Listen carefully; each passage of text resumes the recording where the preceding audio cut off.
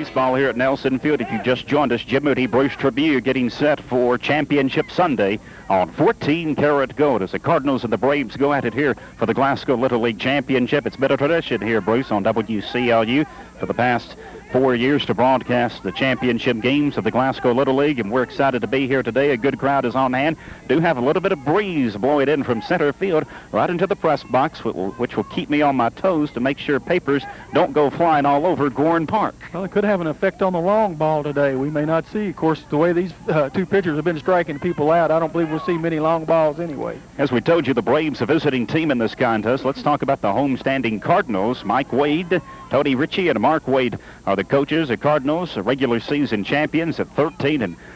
And, you know, talking about, we've got a lot of great coaches here in the Glasgow Little League, Bruce. And Mike Wade is among those. He's had successful teams wherever he's gone. Well, Jim, I tell you, it takes a lot of time for these young men to get out here and spend time with these boys. And it's a lot of hard work. And we're fortunate here in Glasgow to have a lot of good people to help out and do a lot of work with these young people. They went 13-3 this year. The Cardinals did. Just an outstanding season. Let's look at their starting lineup, and we'll pass along some notes about these young players. Leading off for the Cardinals will be Alan Wade playing second base. Now, he's only a 10-year-old. Only two 10-year-olds in this league, and he's pitched some. He has a good glove, a quick, good contact hitter. He's also done a good job of pitching. Batting second, playing first base, Alan's cousin, Wesley Wade. Only a 10-year-old also. Has a good glove, good base runner, and a good hitter. The shortstop will bat third, T.A. Jackson. Now he pitches and he plays everywhere in the infield, a good hitter. As of late, he's stepped up in his pitching since J.R. has been injured. Batting fourth, cleanup, will be the center fielder, David Meyer. A team leader during the last 3 or 4 games. He's swung the bat really well. Also a very good defensive player. And batting fifth and pitching will be J.R. Wade. Now, J.R. is a pitcher and shortstop. He's thrown the ball very hard this season. He's a very good defensive player, very strong hitter, but he suffered from an elbow injury, Bruce. Back several weeks ago, he's had a problem with the elbow and he hadn't been able to pitch. And the talk is today he may not be able to go the whole distance today. So J.R. Wade in the number 5 position. By the way, Bruce, his stats, he's pitched 31 innings, 72 strikeouts, 17 walks. That's a pretty good ratio there, Jim. I think that is. I think that is. Batting sixth will be Brandon Wilburn, and he'll be playing third base. He also pitches. He's done a good job there, has a good bat. He's played very solid as a first-year player. Batting seventh, the catcher, Justin Franklin. Probably the most improved player on the team. Has a good arm and hits the ball very well. He's also a good bunter. I talked to his sister a while ago. She wanted me to keep an eye on him. Wanted to know if he swung the bat today. Batting eighth will be the right fielder, Justin Caffey. Makes good contact. He's a good defensive player. And rounding it out for the Cardinals will be Brian Griever playing left field. Brian gives 100%, a good bunter as well. He's a good defensive player. 2 subs, Tommy Fudge, an outfitter, has a good attitude and gives 100%. And Denny Flowers, an outfitter, also has a great attitude. So, Bruce, we're set. These teams have split during the regular season. We've got the same 2 guys on the hill. Between these 2 fellows, they have combined for, 27... 42, they have combined for 59 strikeouts in 2 games. That may lead us to let us know what we're in for today. If they're both on and throwing strikes, we may have a game. I'll just marking down a lot of Ks. We may have a quick one. Yes, we could. It could be a very quick game. All right, both lineups are being announced here. The Braves will be the visiting team. They'll have the first base dugout. The Cardinals, the home team, they'll have the third base dugout. We'll have interviews with both teams and coaches and the announcement of the All-Stars coming up immediately following this game. We'll be back with the first pitch. In fact, we'll be back with much more after these 2 messages on WCLU Sports. Monday night is family night at McDonald's. Come on in for a budget-minded deal from 4 till 8 every Monday night for dine-in customers only. You can buy McDonald's hamburgers for just 25 cents. There's a limit of 10, so you can bring your whole family into the dining room at McDonald's in Glasgow for a great deal on a great meal. Monday nights 4 till 8, dine-in customers only. McDonald's hamburgers, just 25 cents each. Limit 10 at McDonald's, now at the bypass in Glasgow. Glasgow. Monday night is family night. Dr. Chris Stewart believes in our schools, and with good reason. Even long before he started his dental practice in Cave City, Chris Stewart was involved in school support and activities. He knows that dedication and hard work not only make a great team, but a great individual. Chris Stewart has shown that in his work as a dentist, in his dedication to his community, and hard work as a civic leader. And that's why Chris Stewart continues to support our youth and our community by sponsoring this broadcast, because Chris Stewart knows that the best way to a better tomorrow is to invest in teaching leadership today. Best of luck from Dr. Chris Stewart. Just a great day for baseball. Glad you've joined us on WCLU. Lots of folks here at Gordon Park. The parking lot is full, Mr. Tribune, as we've got 3 tournaments going on. And I think a key for Mike Wade's ball club will be J.R. Wade's arm. Yes, I believe you're right. He's taking his final warm-ups here, and he seems to have plenty of speed on it, but you just don't know how long his arm's going to last. He says he had quite a bit of soreness in it. J.R. Wade is the pitcher. Justin Franklin behind the plate. Wesley Wade for the Cardinals is the first baseman. Also Brandon Wilbert at third. T.A. Jackson at short. Alan Wade is the second baseman.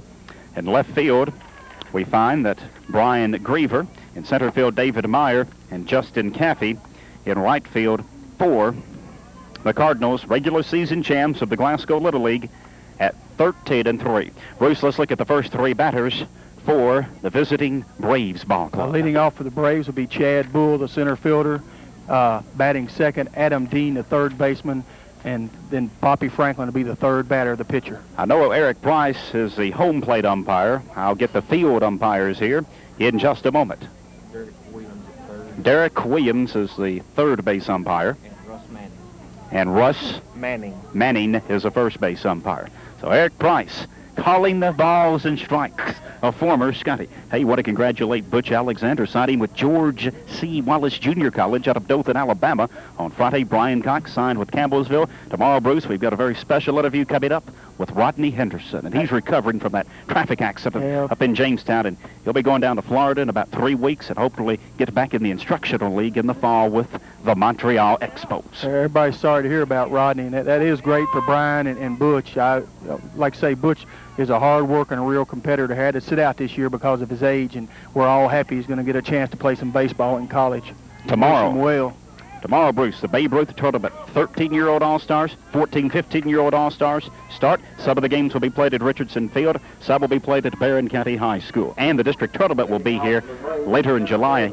That means, Bruce, the winner will go to the state tournament in Owensboro. That's good. They've got a lot of communities involved in this Babe Ruth League now, and they seem it's going real well. Chad Bull, the center fielder, he'll lead it off for the Braves here. Small target to pitch to as J.R. Wade takes a little bit off the fastball and hits the inside corner for a strike. And the infield drawn in. Wilburn expecting maybe a bunt from Bull. We'll see what happens. The outfield also shaded in, not really straight away, as the left fielder, Griever, really playing off the line, Bruce. And the center fielder, Meyer, really shallow, and he shifted to the right a little bit. Yes, they are. The third baseman there, Brandon Wilburn, he's sort of daring him to punch it at him, isn't he? Here's the 0-1 delivery from J.R. Wade. Swing and a miss for strike 2. 0-2 the count, so Wade has popped a couple of strikes. He seems to be throwing the ball well right now. And again, the left side of that infield, Wilbert and Jackson really drawn in. Both Wades, Allen, and Wesley at second and first, back just a little bit when you look at the right side of the infield versus the left side. J.R. Wade far ahead in the count to Bull. Here's the 0-2 delivery. Ground ball to the first baseman. Wesley Wade steps on the bag for out number 1. Hey, Mr. Bull got a hold of it. Yes, he Bruce, did. And hit it to the first baseman. Good about it. If he'd hit the ball down the third base line like it might have been by. One gone. Grounding out Bull to the first baseman, Wesley Wade. And here's Adam Dean, the third baseman. He's really come on for this Braves ball club. Has a really good glove. Fouls it against the screen, the fastball. 0-1 the count. Well, JR's thrown 4 pitches, and they've all been strikes. And really, Coach Wade not expecting thus far Bull or Dean to pull that ball. Lots of room down that left field line. Well, I suppose, he figures that JR's probably throwing the ball hard enough that not going to be able to get the bat around, so he's playing them to go to the right side. 0-1 delivery from Wade. Fastball, swing and a miss. Good pitch, good location. It was down at the knees. He went after it. 0-2 the count with 1 out. You're right. 5 pitches, 4 strikes, and a ground out. I think, like you say, these first few batters, they were a little impatient. They hadn't really waited on him. Of course, he's throwing the ball over. Oh, what a beautiful breaking pitch. He goes after, swings and misses for the strikeout. 2 gone. Well, so far it's lived up to what we thought. Yes, it has. That's 61 strikeouts in 2 games and 2 outs. I'm sorry, 60 strikeouts because we had a ground out. Right. That's still not bad. No, it isn't. Here's a young man that could hit it out of here. Well, they're playing sort of normal now. They've shifted back around and backed up a little bit. I think they respect Poppy's ability to hit the long ball, don't they? Boy, he can pop it out. Let me tell you, he's hit 10 homers so far this year. So he steps up with 2 gone. Top of the first inning. No score between the Braves and the Cardinals here at Nelson Field. And he stands at the very back of that batter's box, takes the fastball that misses outside, just missed the outside quarter from Wade. 1-0 the count. Pretty good location on that pitch. He's trying to keep it away from him there. And he did. Yes, he did. It was... Bruce, had he gone after that pitch, he really would have taken some of that power away. Next delivery, swing and a miss on the fastball. And he is keeping it to the outside. It's about the same location as the last pitch. 1-1 the count. Let's see if Poppy scoots in just a little bit closer. Looks like he may have just a little bit, Bruce. Well, he backs up as soon as I say that. 1-1 delivery. Kerr misses outside for ball 2. Wade knows you don't want to make a mistake to a batter like Franklin because this could be a low-scoring affair, and 1 run might make the difference. That's right. Well, it's been the difference in both ball games, 3-2 and 1-0. And he didn't want to give up the long ball right here. 2-1 the count. J.R. Wade on the hill, the fiery right-hander. I think you'd rather see him go after his pitch and or give up a walk rather than. Fires a fastball for a strike. Franklin went after it. And, boy, I've really been impressed with the way that Wade has moved the ball around the plate. He put that one in on his hands and tied him up. The deuces are wild. 2 balls, 2 strikes, and 2 outs. It's Poppy Franklin, the number 3 man for the Braves at the plate. Here's a pitch from Wade. Curve, misses low and outside for ball 3. 3-2 the count. Chad Underwood, the shortstop, on deck for the Braves. No score. Top of the first inning. We play 6 here in the Glasgow Little League at Nelson Field on a gorgeous Sunday afternoon in Glasgow.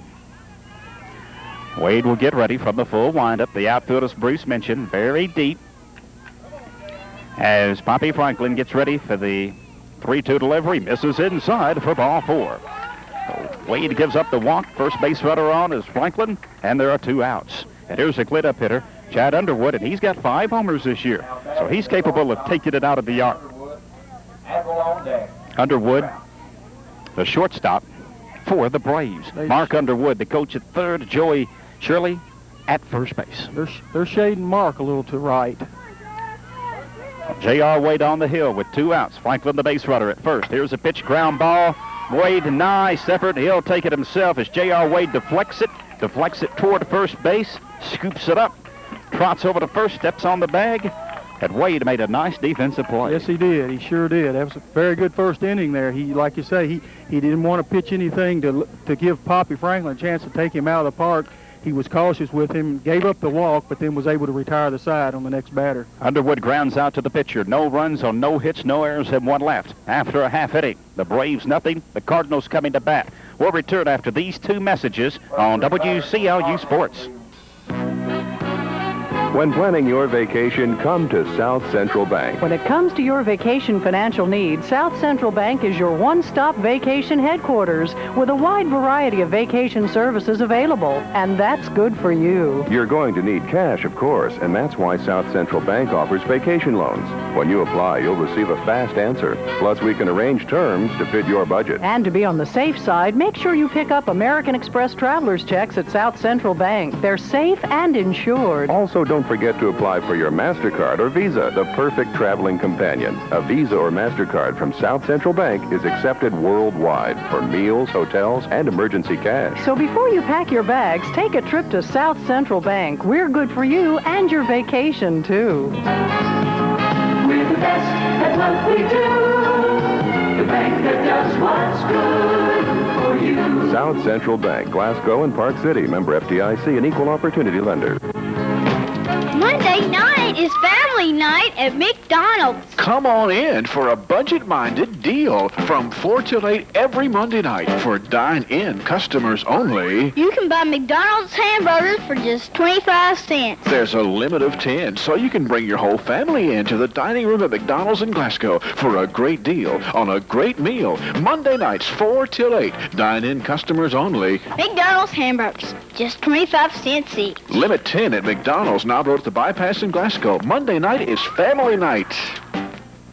Jim Moody, Bruce Tribune, 14-karat gold sports. Let's look at the Braves defense. Cliff Akers is the catcher, Jonathan Adler at first, Michael Nunley at second, Chad Underwood at short, Adam Dean at third, Rocky Elmore in left, Chad Poole in center, and Jeffrey Johnson in right field. Bruce, let's look at the first three batters for the Cardinals. Leading off will be Alan Wade, the second baseman, batting second. Wesley Wade, the first baseman, and then the shortstop, T.A. Jackson, will bat third. Well, Poppy Franklin is intimidating to look at coming off that hill as he fires a fastball for a strike on the outside quarter to Alan Wade. Next delivery, fastball off the inside quarter, and boy, he hums that tater. 0-2 the count. Lets it rip.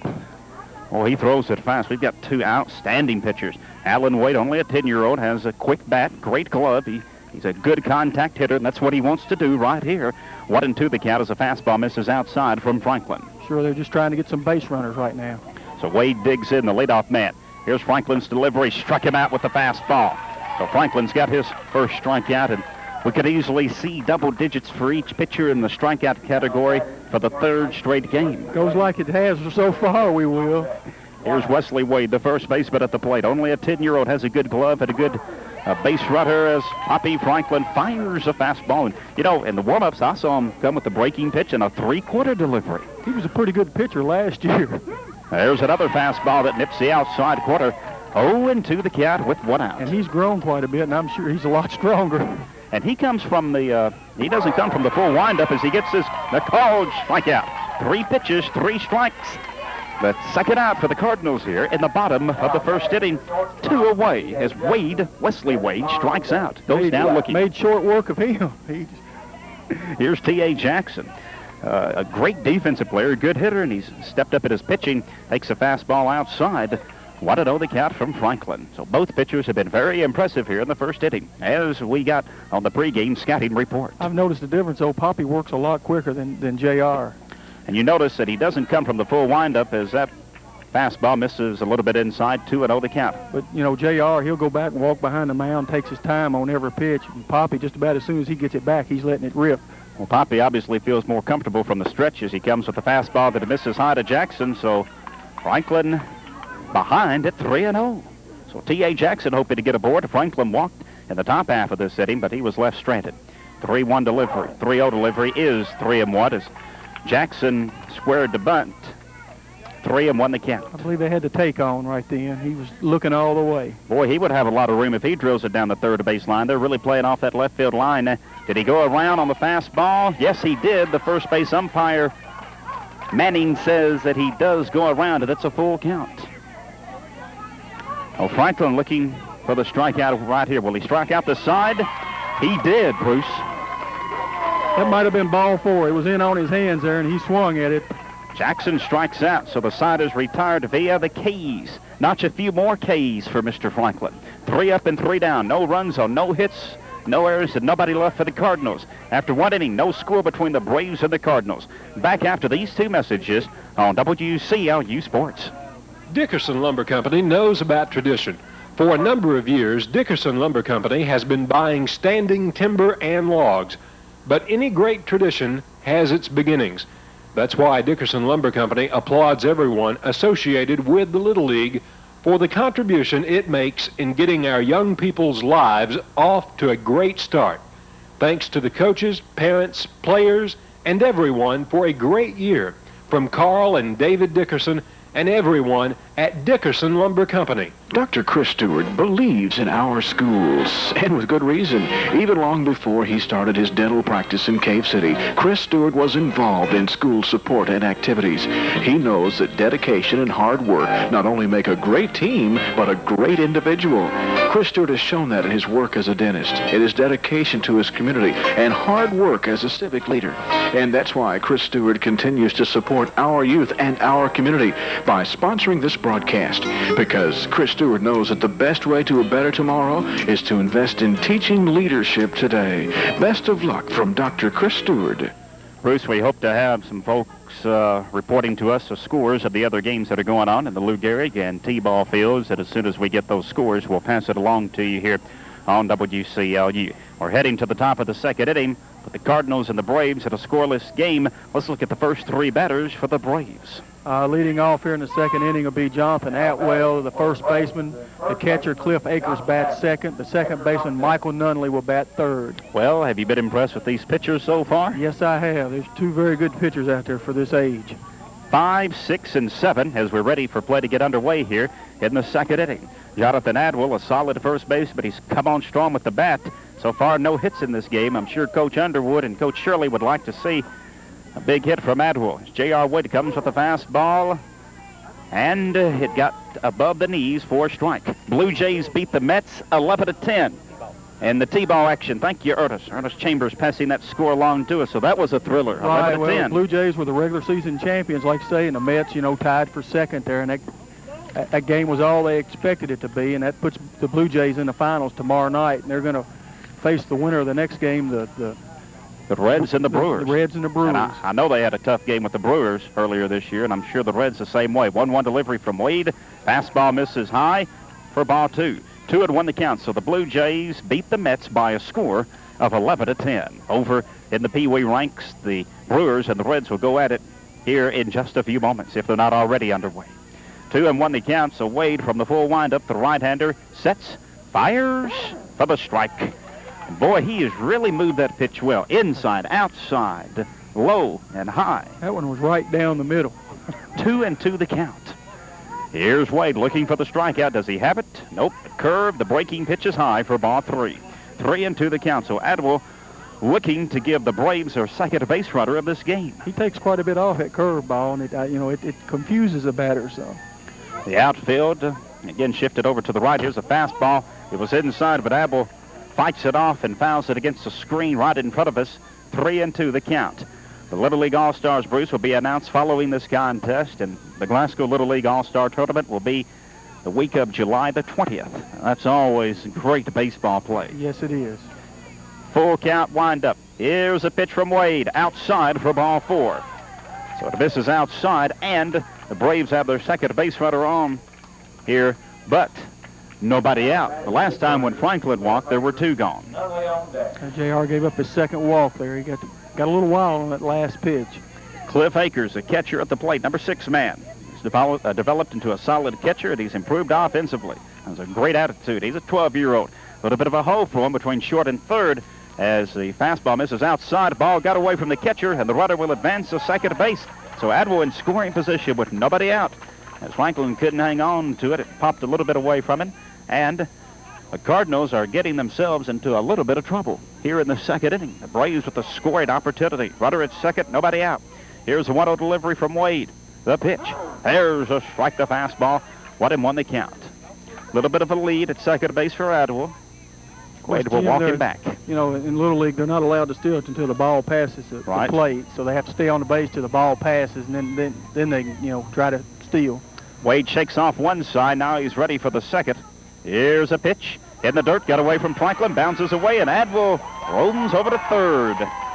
So a lot of things could happen here. An error, a base hit, fly ball, grounder to the right side, and the Braves will have the lead. 2-1 the count, and Wade wants a strikeout in the worst of ways. Akers wants to put the ball in play. Right, especially to the right side. If he can put the ball to the right side, they've got to run. 2-1 pitch. Oh, beautiful fastball that tails a little bit to the outside and low just above the knees. Not an easy pitch to hit, but it's a strike, and it's 2-2 on Akers from Wade. Coach Shirley was motioning there, think that was a ball to take to right field there, that outside pitch. Oh, the breaking pitch missed a little bit high. Not much. It's 3-2. That last time he threw it, it was up a little too. Those are not easy ones to take. No, they're not. Right up there in your eyes, and they look like a big saucer. A full count pitch. Got him with the strikeout on the fastball, and I believe that is JR's second strikeout of this game. And that's a big one. There's one gone. And here's Michael Dunley, the number 7 hitter, the second baseman. One of the better defensive infielders in the league, a good base runner, and the Braves don't want to waste a scoring opportunity. No, with a man on third, this is with no outs. This is one they need. Boy, Brandon Wilburn, he is pulled in. He could almost shake hands with Dunley, can't he? At third base, he's almost halfway in. It's a fastball over for a strike. 0-1 the count. Wade says, if you can hit this one, so be it. And he threw it right by Dunley for a strike. Wilburn is really pulled in at third. A line shot could really mess up his smile. 1-0-1 delivery. Fastball is low. Got away from Franklin, but again, not a lot of room, Bruce, between the back home plate and the backstop here. The ball almost has a pop away to either side for a runner from third to score. It's 1-1 on the passed ball. Going to have to get a real good bounce to score from third base on a passed ball here. Shoot, it might bounce back to Wilburn, where he is. That would be interesting. Tag the man. 1-1 delivery. Fastball misses inside to Dunley. 2-1 the count. He's an 11-year-old. Really, we have a good mixture of 11 and 12-year-olds on this Braves team, and we've got some 10, 11, and 12-year-olds on the Cardinals. Right.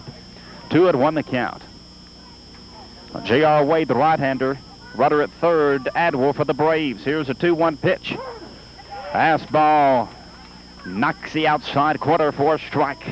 So Dunley will have to protect the plate here at 2-2, and he gets some words of advice from Coach Underwood at the third base box. No score, top of the second inning. Glasgow League Championship here on WCLU. 2 to delivery. Struck him out with the fastball, so Wade battling back. 2 gone. There was runner at third with nobody out, but Wade has recorded 2 straight strikeouts. JR's third of the game. And here's Jeffrey Johnson, the right fielder, who needs a base hit or an error to give the Braves a 1-0 lead. First pitch from Wade. In the dirt, good stop by Franklin. 1-0 the count. Of course, that takes a lot of pressure off the defense now. I mean, a ball hit to the infield, all they have to do is make the play at first, and they don't have to worry about giving up a run. Johnson is a tough outfitter, great team player. Does a good job at advancing base runners. Boy, he'd like to get an RBI right here. But Wade in company with other ideas. It's JR, the right-hander, full windup. Here's a pitch. Outside, Franklin let it slip through momentarily that he picks it up, but it's 2-0. Johnson's a number 8 hitter. Adler got on with the walk, that he advanced to second and third via the wild pitch or the passed ball, and he's been left there to this point. There are 2 outs now. Wade fires. Ground ball, right side. It will fall through for a base hit, and the Braves lead 1-0 as at second base. Alan Wade couldn't quite get there. Made a great effort. Couldn't quite get there. Falls in between Wesley Wade and Alan Wade. Throws into right field. Caffey makes the relay throw. And we said Johnson was good at advancing base runners. Give him an RBI. First base hit of this game. And it's 1-0 Braves. Well, it come at a critical time, too. Like you say, it was a big hit. I think Wesley thought Allen had a play on that ball, and he went on and went to the bag and instead of trying to pick it up himself. Here's a fastball from J.R. Wade over for a strike. 0-1 the count. The runner's Johnson, who got the single into right field. Next delivery, Wade another strike as a fastball. He's really thrown a lot of great low fastballs for strikes around the knees. Locates him on that outside corner. No balls and 2 strikes with 2 outs. Johnson is the runner at first. Here's the next delivery. Outside for a ball. 1-2 the count. Ball got away from Franklin. He scampered around to find it. Johnson had ideas of heading on to second, but when Justin found it, Jeffrey said, I think I'll stay at first. 1-2 the count with 2 outs. Wade fires. Strikeout. I believe he struck out the side in this inning. Yes, he did. So I believe JR's got 4 strikeouts, but a big RBI single into right field by Johnson gives the Braves a 1-0 lead. So for the Braves, 1 run on 1 hit, no errors and 1 left. After 1 1/2 innings, the Braves 1, Cardinals 0. Back after these 2 messages on WCLU Sports.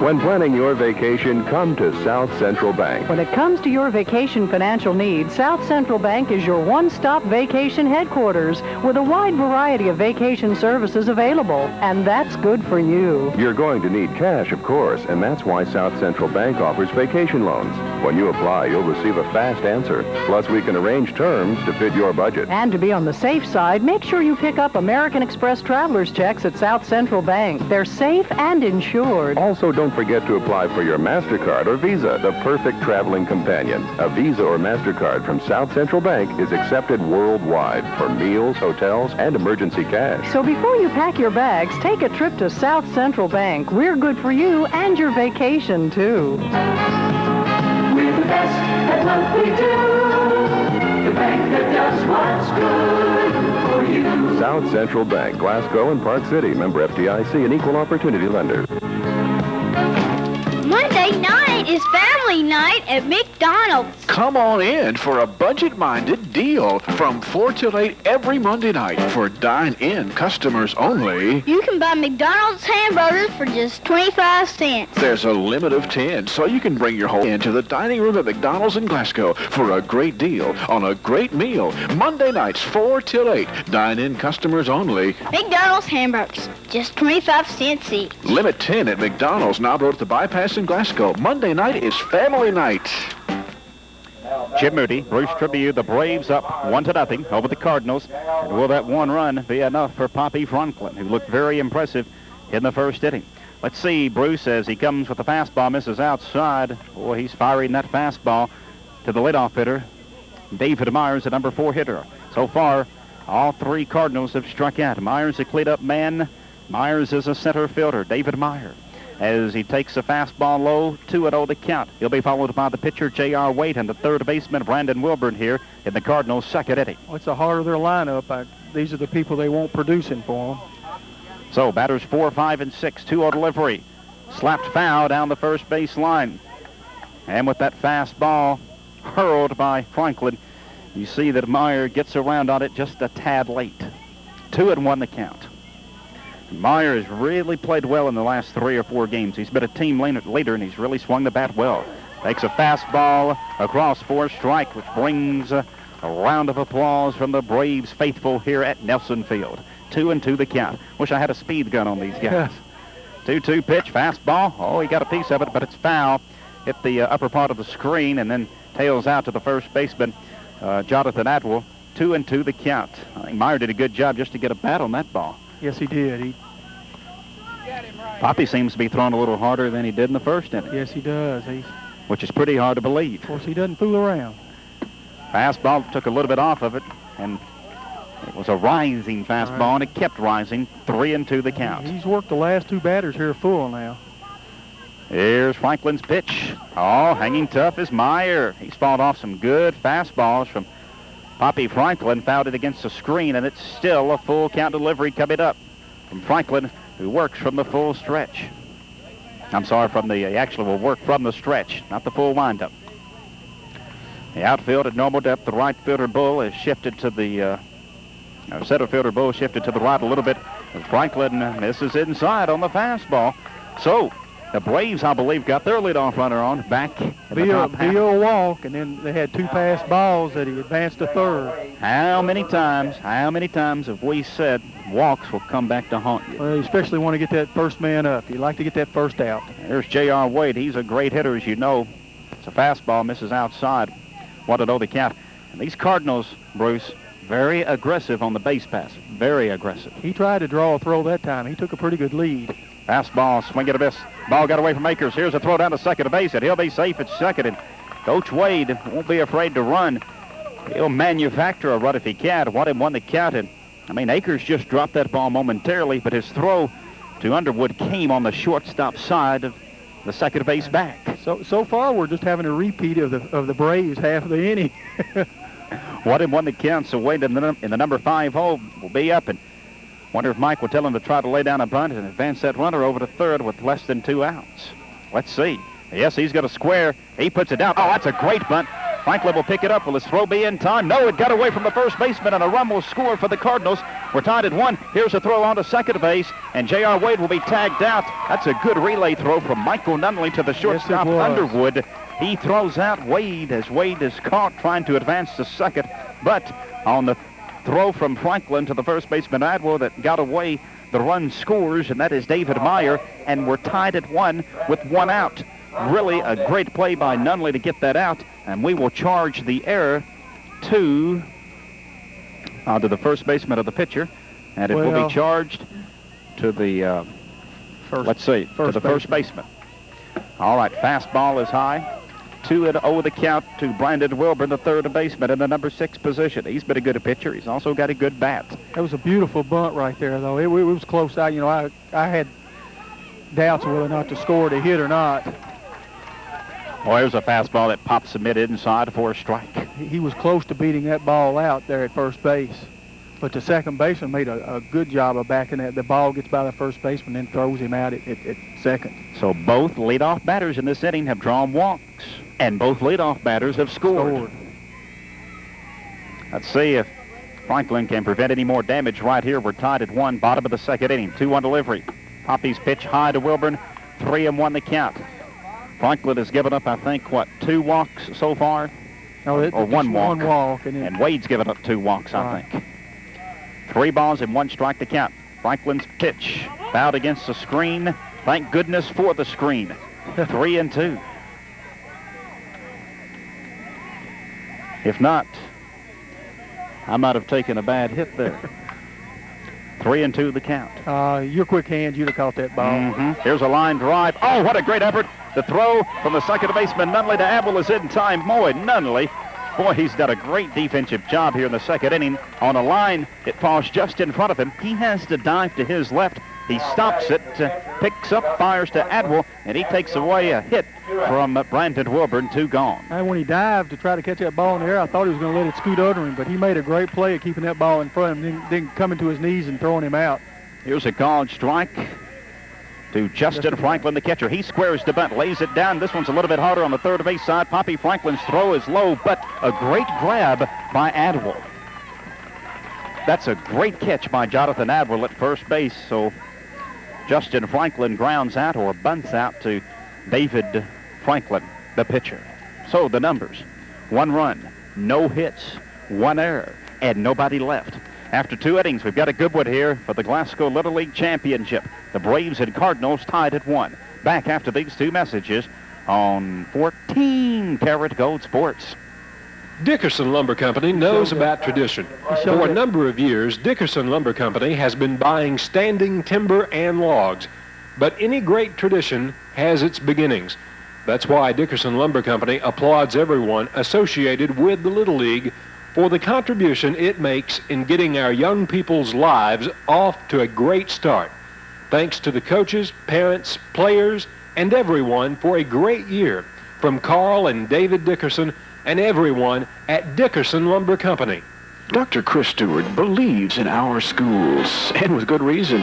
Even long before he started his dental practice in Cave City, Chris Stewart was involved in school support and activities.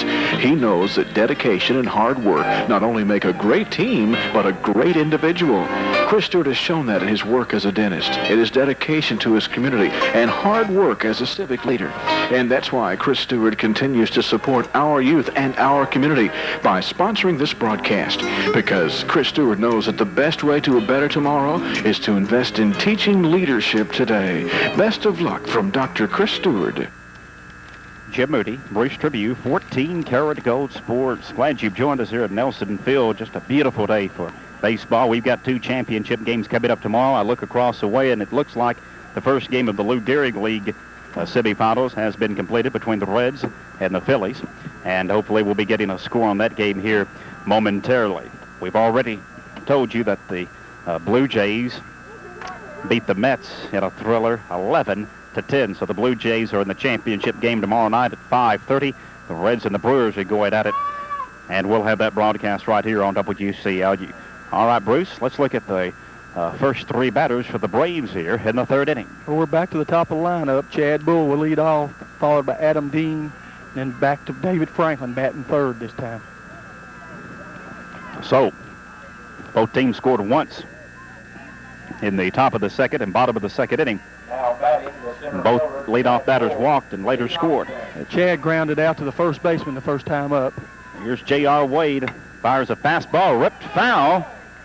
had a play on the right side, and boy, Mr. Bull got a piece of that, didn't he? Yes, he did. Interesting to see how these guys battle these pitchers a second time around. Howard won the count. Wilbert is pulled in to get it third. Outfield rather shallow. Did that pitch get him on the curve? It missed inside. He just got out of the way. Wadham won the count. So J.R. Wade on the hill, and I think J.R.'s done a great job considering he's had that elbow injury. A little acrobatic act there by Chad Bull to get out of the way of that ball. I don't see how he kept from hitting him. 1-1 delivery to Bull. Fastball.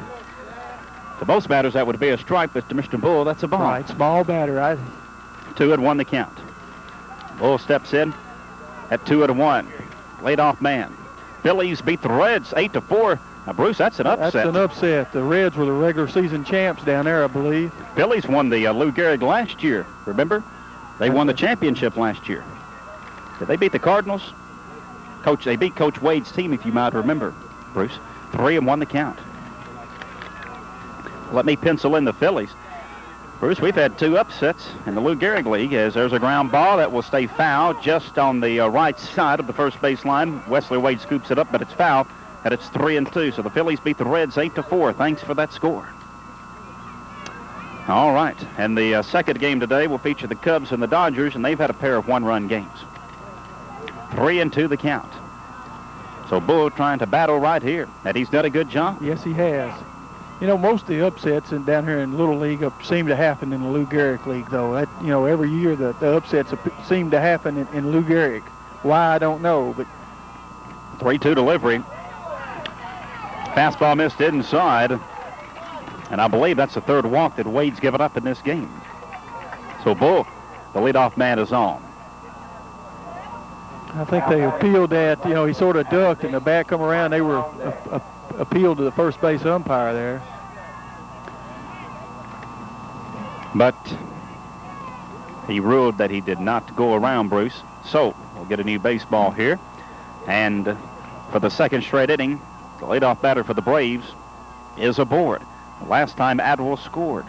Let's see if Bull is able to do so with Adam Dean at the plate. Third baseman struck out his first time. Wade sets, fires, fastball. Dean swings and misses for a strike. Here's a throw from Franklin down to second base as the ball got away from Justin. Throw comes to Jackson, left side of the second base bag, not in time, so Bull has the base. So, same situation as the last inning. Runner at second and nobody out. You get the leadoff batter on again. Dean behind at 0-1. Wade fires, swing and a miss from Dean. 0-2 the count. JR has so far in this game 4 strikeouts, and he's walked 3. 0-2 the count from JR. Here's a pitch. Slow grounder to Wilburn. Scoops it up. Wilburn will pop their throw over to Jackson. Can't make the tag at third base. All they had, what looked to be a sure out, as runner Bull was advancing from second to third. But as Wilburn tosses to T.A. Jackson, Jackson can't hang on to it, Bruce. And the error may really hurt the Cardinals later on.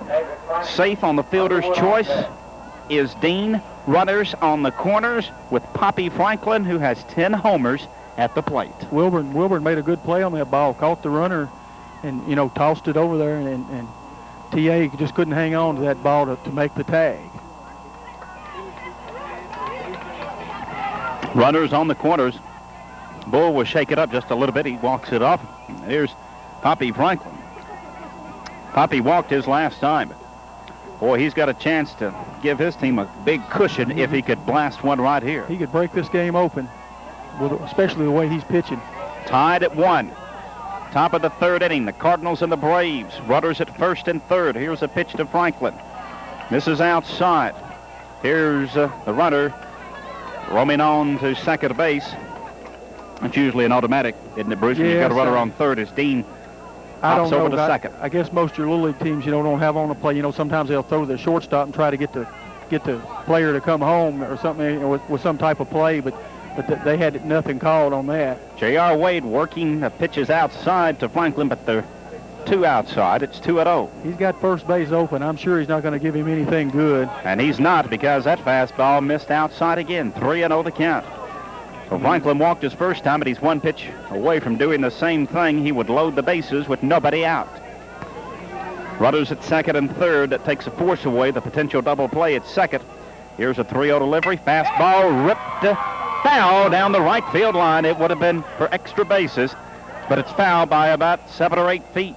Boy, Franklin, he ripped that on the line, but it's foul. Got around a little late on it. You know, those balls hit off to the right side like that, tail off to the right, and it just kept tailing off and hit out there, what, about 10-foot foul? Boy, and they're playing him to rip it to that side, aren't they? Look at all the room he's got down the left field line, Bruce. Next delivery, fastball. Oh, it just did miss outside. And it's ball 4, so Franklin walks for his second straight time. The bases are loaded. Chad Underwood, he grounded out to the pitcher last time. Well, he wants to put the ball in play, an error, fly ball, walk. A lot of the odds are in the favor. The odds are favorable, I should say, for the Braves right here. Yes, they are.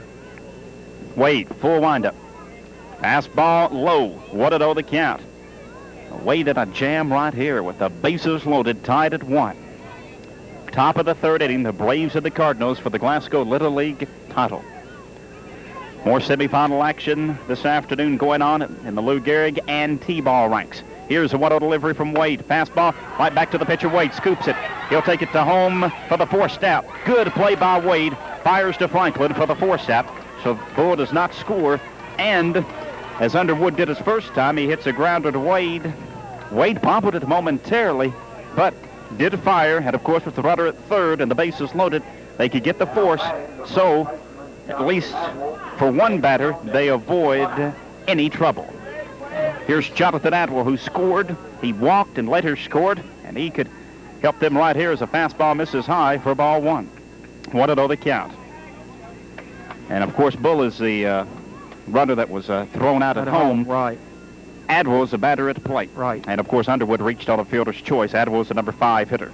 First ball he hit to JR, you know, it was sort of between the mound and first base, and JR sort of bobbled it and then just took it himself and hit back to him again. It was a pretty good shot, though. That would have been 2 runs if it got by. Next delivery, Wade with the fastball that misses outside and low. 2-0 the count. Looked like he overthrew that right. time. I've noticed that sometimes he tries to. It seems like when he gets a ball that gets a little away from him, he tries to throw it maybe too hard. 2-0 the count. So J.R. Wade from the full windup, set, fires, pitch, high and inside for ball 3. So the Braves 1 pitch away from again taking the lead. 3-0 the count. Abel says, I'll take a free pass if I can get it. Now we have time called by Cardinals coach Mike Wade. He wants to talk with J.R. and Justin Franklin. J.R. knowing that he needs to throw strikes right here because the Ducks are on the pond. Nowhere to put them. Well, 1 out and a 3-0. Will they let Atwell swing on this pitch? Atwell's a good contact hitter, but I suspect he might take 2 pitches.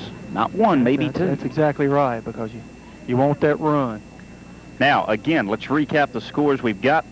T-ball action earlier this afternoon. The Blue Jays, regular season champs, they've not lost yet. They beat the Mets 11-10. At this hour, the Brewers and the Reds going at it. Then, coming up in just a few moments as I look across the way, it looks like they're warming up, Bruce, for the Cubs and the Dodgers to go at it. Here's a fastball, popped out of play, foul, near the Braves dugout on the first base side, and it's 3-1. He was swinging on 3-0. Well, so much for my so-called predictions. 0 for 1, as I usually am. I'll let you make the next prediction. 3-1 to count. If he swings 3-0, he'll swing 3-1. Well, he didn't. It's 3-2.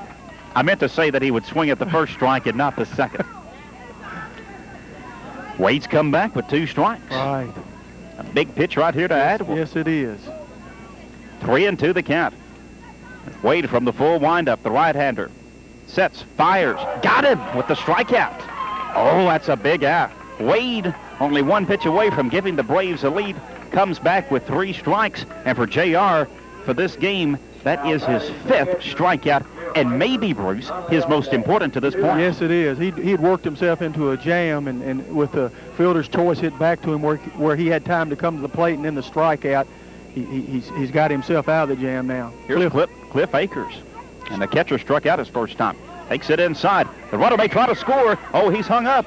Now he'll advance back to third bases. The ball got away from Franklin, almost lodged against the fence about 10 or 15 feet away. Right. He looked like he was having a problem getting the ball out, but then he decided. Dean was almost halfway down the line. I'm sure he was halfway, and he turned around and got back. Of course, I don't believe, once he went back, I don't think they were going to make a throw at third to try to get him because, a pass ball at third base could score 2 runs. So. Pass ball outside for a ball. 2-0 the count. Again, it got away from Franklin, but he recovers quickly. He's done a good job, as has Akers, both the catchers. This backstop is a catcher's friend. Very much so. Not like Richardson Field. No. 2-0 the count. So Wade fell behind the last batter, Adler. He was behind 3-0 to him and came back to get him. And he's behind 3-0 here as that fastball misses outside. Can he come back again with 3 strikes? We'll see what happens. It's Akers at the plate. 2 outs, bases loaded for the Braves, tied at 1, top of the 3rd inning. Here's a fastball outside and low, and the Braves again take the lead in the seesaw battle. Our 3rd lead change. It's 2-1 Braves as Wade walks home a run, and scoring from third is Adam Dean. Akers receives a walk, and Wade has been hurt by walks in this game. What is that, his 4th or 5th, I think? J.R. Wade trying to get out of any more trouble right here. That's his 3rd this inning. 4, 5. He's given up 5 walks so far and 1 hit. Here's Michael Nunley, who struck out his last time. Michael's a second baseman, and he really did a great defensive job in the last inning. Makes a fastball, took a little bit off of it, and caught the outside quarter for a strike. Bases still loaded for the Braves. Wade still wouldn't feel bad if he gets out of this inning with only 1 run. I wouldn't think so. Bases loaded and nobody out to get out of the inning, only giving up the 1. Next delivery, there's a ground ball into right field for the base hit. Happy the right fielder scoops it up. This will score 2 runs, and it's 4-1. Big base hit for Michael Dudley into right field. Great effort by Alan Wade to stop it, but he couldn't do so. 2 RBI single for Michael Nunley in the number 7 position, scoring Poppy Franklin and Chad Underwood. And let me tell you, Mr. Tribune, Mr. Nunley has been the star so far in this game. He has. He's been defensively and offensively. Big base hit right there. It's 4-1 as a fastball over for strike to Johnson. 0-1 the count. Jeffrey Johnson in the number 8 spot. He had that first hit a while ago, same spot where Nunley hit that last one. And isn't it critical when you get that kind of production from the bottom 3rd of your order? Yes, it is. Every coach is happy to see that. 0-1 delivery from Wade. Fastball. Got it across for a strike. 0-2 the count. So the Cardinals have a bit of an uphill battle right now, Bruce. And this is the most runs been scored between these 2 teams against each other in a game. Well, it ties at 3-2 as a line drive foul down the first base line. Wesley Wade did great effort to snag it. Couldn't quite get there, and it's still 0-2. It's the most runs scored by a single team, isn't it? 3 runs was the most scored in one of the games. It was a 3-2 game when the Braves won, and the Cardinals won by a score of 1-0. Here's the 0-2 delivery. Ground ball, that's going to be fair, right behind the bag. Mr. Wesley Wade has it. He steps on the bag for the 3rd out. But a big 2 RBI single into right field by Michael Nunley and a walk by J.R. Wade result in some pretty good numbers for the Braves.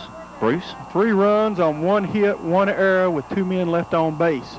So, after 2.5 innings, the Braves 4, the Cardinals 1. Back after these 2 messages on WCLU Sports. When planning your vacation, come to South Central Bank. When it comes to your vacation financial needs, South Central Bank is your one-stop vacation headquarters with a wide variety of vacation services available, and that's good for you. You're going to need cash, of course, and that's why South Central Bank offers vacation loans. When you apply, you'll receive a fast answer. Plus, we can arrange terms to fit your budget. And to be on the safe side, make sure you pick up American Express traveler's checks at South Central Bank. They're safe and insured. Also, don't don't forget to apply for your MasterCard or Visa, the perfect traveling companion. A Visa or MasterCard from South Central Bank is accepted worldwide for meals, hotels, and emergency cash. So before you pack your bags, take a trip to South Central Bank. We're good for you and your vacation, too. We're the best at what we do. The bank that does what's good for you. South Central Bank, Glasgow and Park City. Member FDIC, an equal opportunity lender. Monday night is family night at McDonald's. Come on in for a budget-minded deal from 4 till 8 every Monday night for dine-in customers only. You can buy McDonald's hamburgers for just 25 cents. There's a limit of 10, so you can bring your whole family into the dining room at McDonald's in Glasgow for a great deal on a great meal. Monday nights, 4 till 8, dine-in customers only. McDonald's hamburgers, just 25 cents each. Limit 10 at McDonald's, now at the Bypass in Glasgow. Monday night is family night. Jim Moody, Bruce Tribune here at Nelson Field. The Braves with 3 here in the top half of the third inning, and the Cardinals trail 4-1. Let's look at the first 3 batters for Coach Mike Wade's team here in the bottom of the third. Justin Caffey will lead off, Brian Griever, and then back at the top of the order with Alan Wade. Poppy Franklin with the fastball that misses. 1-0 the count. You've got to think with this 4-1 lead, it's taken some of the pressure off Poppy. Works from the stretch. You're right. You're right. He's got a bit of a cushion to work with here as Caffey takes a strike there. And Franklin really hurls it fast. There's another fastball over the heart. 1-2 the count. Oh, it's just got to be tough when you see the big guy throw it that fast. Just tough to hit and intimidating, too. 1-2 the count. Caffey makes contact usually, but he strikes out there. He's a good defensive player. Does a great job at right field, but he strikes out. And let's see how many Poppy struck out so far. He has 4. He did not strike out a batter in the second inning, and to me, that's amazing in itself. Yeah, that is. Down to the number 9 hitter in the order, Brian Griever, an outfielder, the left fielder. He's a good bunter, good defensive player. Let's see if he maybe tries to lay down a bunt because the third baseman, Dean, is off the bag. He'll take the fastball high. 1-0 the count. Franklin steps in here with a 4-1 lead in the last of the third inning. The Braves, a visiting team here in the Little League Championship contest on WCLU. 1-0 delivery, fastball. Mr. Price says, it's pretty good to me. It's a strike. 1-1 the count. Right down the middle. I'd say Mr. Wade and Mr. Franklin, and I'm sure there are some others, Bruce, have the potential to be pretty good pitchers in the Babe Ruth ranks and for the Scotties. 1-1 delivery. There's a bunt right in front of the plate. Franklin picks it up. His throw over to first in time for out number 2. It's not bad strategy, though, as that time Griever laid it down, Bruce. Not a bad bunt. About 7 or 8 feet in front of the plate, but Poppy's such a Franklin good just athlete fires. that he gets off that mound so quick that he's... Fastball to Alan Wade, the number 1 hitter. Over for a strike. Allen struck out his first time. He's a second baseman. You don't take him by surprise. He's hard to put the bunt down on him, beat it out on him. 1-1 delivery outside for a ball. 1 ball and 1 strike to count with 2 gone for the Cardinals in the third inning. Franklin delivers. Wade got a piece of it, but fouled it against the screen, and it's 1-2. Wade, the right-handed hitter. I don't believe we've got a lefty in this game. I don't believe we've seen a left-handed hitter, Bruce. Everybody's right-handed. I haven't seen one bat. Well, Franklin, will he get the strikeout? He does. Through the fastball, right by Wade. Wade goes down swinging for Poppy. He has collected, 5 strikeouts in this game. 5 strikeouts, and he's yet to give up a hit. They've had the 1 error. That base runner and that one scored. 3 up and 3 down. Bunch of goose eggs, no runs, no hits, no errors, and nobody left for the Cardinals here in the third. We've completed 3 with the Braves on top, 4-1 here in the Glasgow Little League Championship affair. Back after these 2 messages on WCLU Sports. Dickerson Lumber Company knows about tradition. For a number of years, Dickerson Lumber Company has been buying standing timber and logs. But any great tradition has its beginnings. That's why Dickerson Lumber Company applauds everyone associated with the Little League for the contribution it makes in getting our young people's lives off to a great start. Thanks to the coaches, parents, players, and everyone for a great year, from Carl and David Dickerson and everyone at Dickerson Lumber Company. Dr. Chris Stewart believes in our schools, and with good reason. Even long before he started his dental practice in Cave City, Chris Stewart was involved in school support and activities. He knows that dedication and hard work not only make a great team, but a great individual. Chris Stewart has shown that in his work as a dentist, in his dedication to his community, and hard work as a civic leader. And that's why Chris Stewart continues to support our youth and our community by sponsoring this broadcast, because Chris Stewart knows that the best way to a better tomorrow is to invest in teaching leadership today. Best of luck from Dr. Chris Stewart. All right, we have a change for the Braves as Tiana Brown will be in left field, replacing Rocky Elmore. So Tiana Brown will be in left field, and she will bat in Rocky Elmore's position. Bruce, for the Braves. She will lead it off. All right.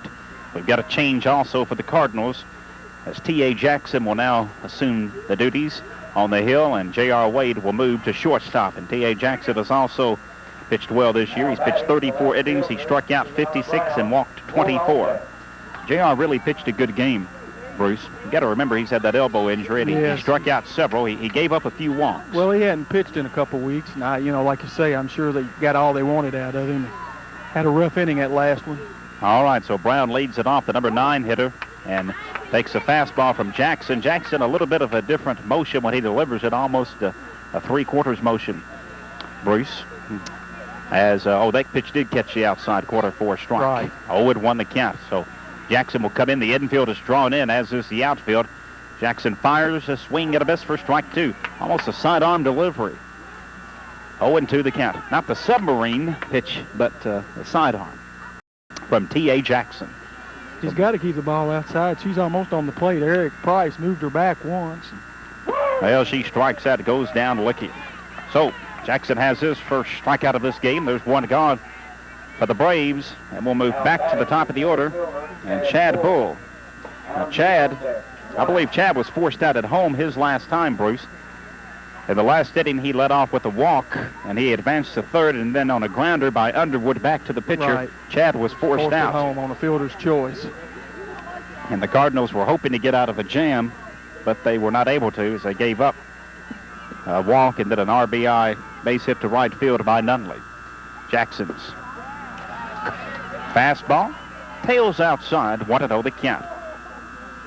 And in the outfield, very shallow here, particularly the center fielder and right fielder, and they're expecting Mr. Bull to take it to right field, and he did foul one out of play on the right side. Yes, he did.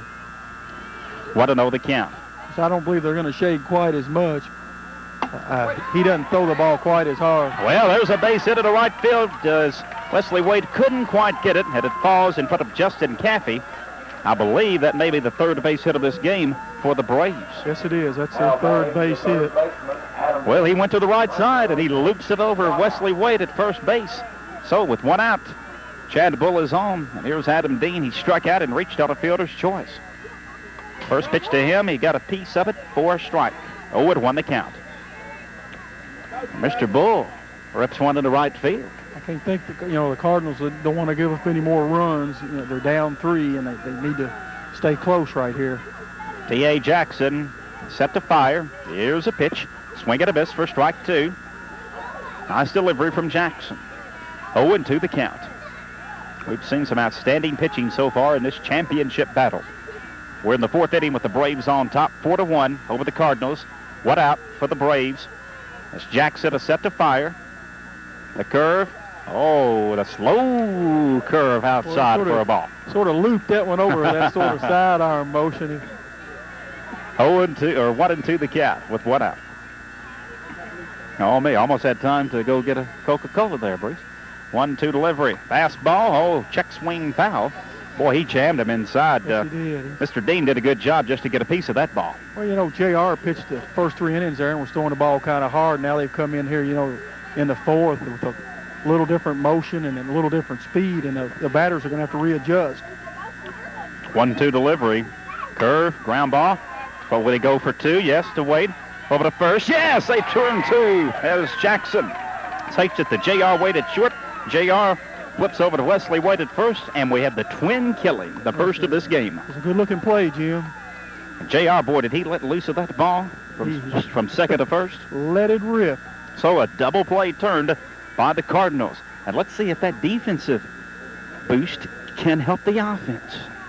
No runs. One hit, no errors, and no one left on. So after the double play. After 3.5, the Cardinals trail the Braves 4-1.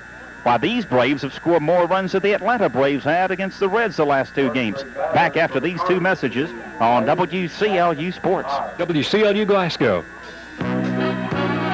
When planning your vacation, come to South Central Bank. When it comes to your vacation financial needs, South Central Bank is your one-stop vacation headquarters with a wide variety of vacation services available, and that's good for you. You're going to need cash, of course, and that's why South Central Bank offers vacation loans. When you apply, you'll receive a fast answer. Plus, we can arrange terms to fit your budget. And to be on the safe side, make sure you pick up American Express traveler's checks at South Central Bank. They're safe and insured. Also, don't forget to apply for your MasterCard or Visa, the perfect traveling companion. A Visa or MasterCard from South Central Bank is accepted worldwide for meals, hotels, and emergency cash. So before you pack your bags, take a trip to South Central Bank. We're good for you and your vacation, too. We're the best at what we do. The bank that does what's good for you. South Central Bank, Glasgow and Park City. Member FDIC, an equal opportunity lender. WCLU and the Kentucky Lottery are teaming up to give you more chances to win cash this summer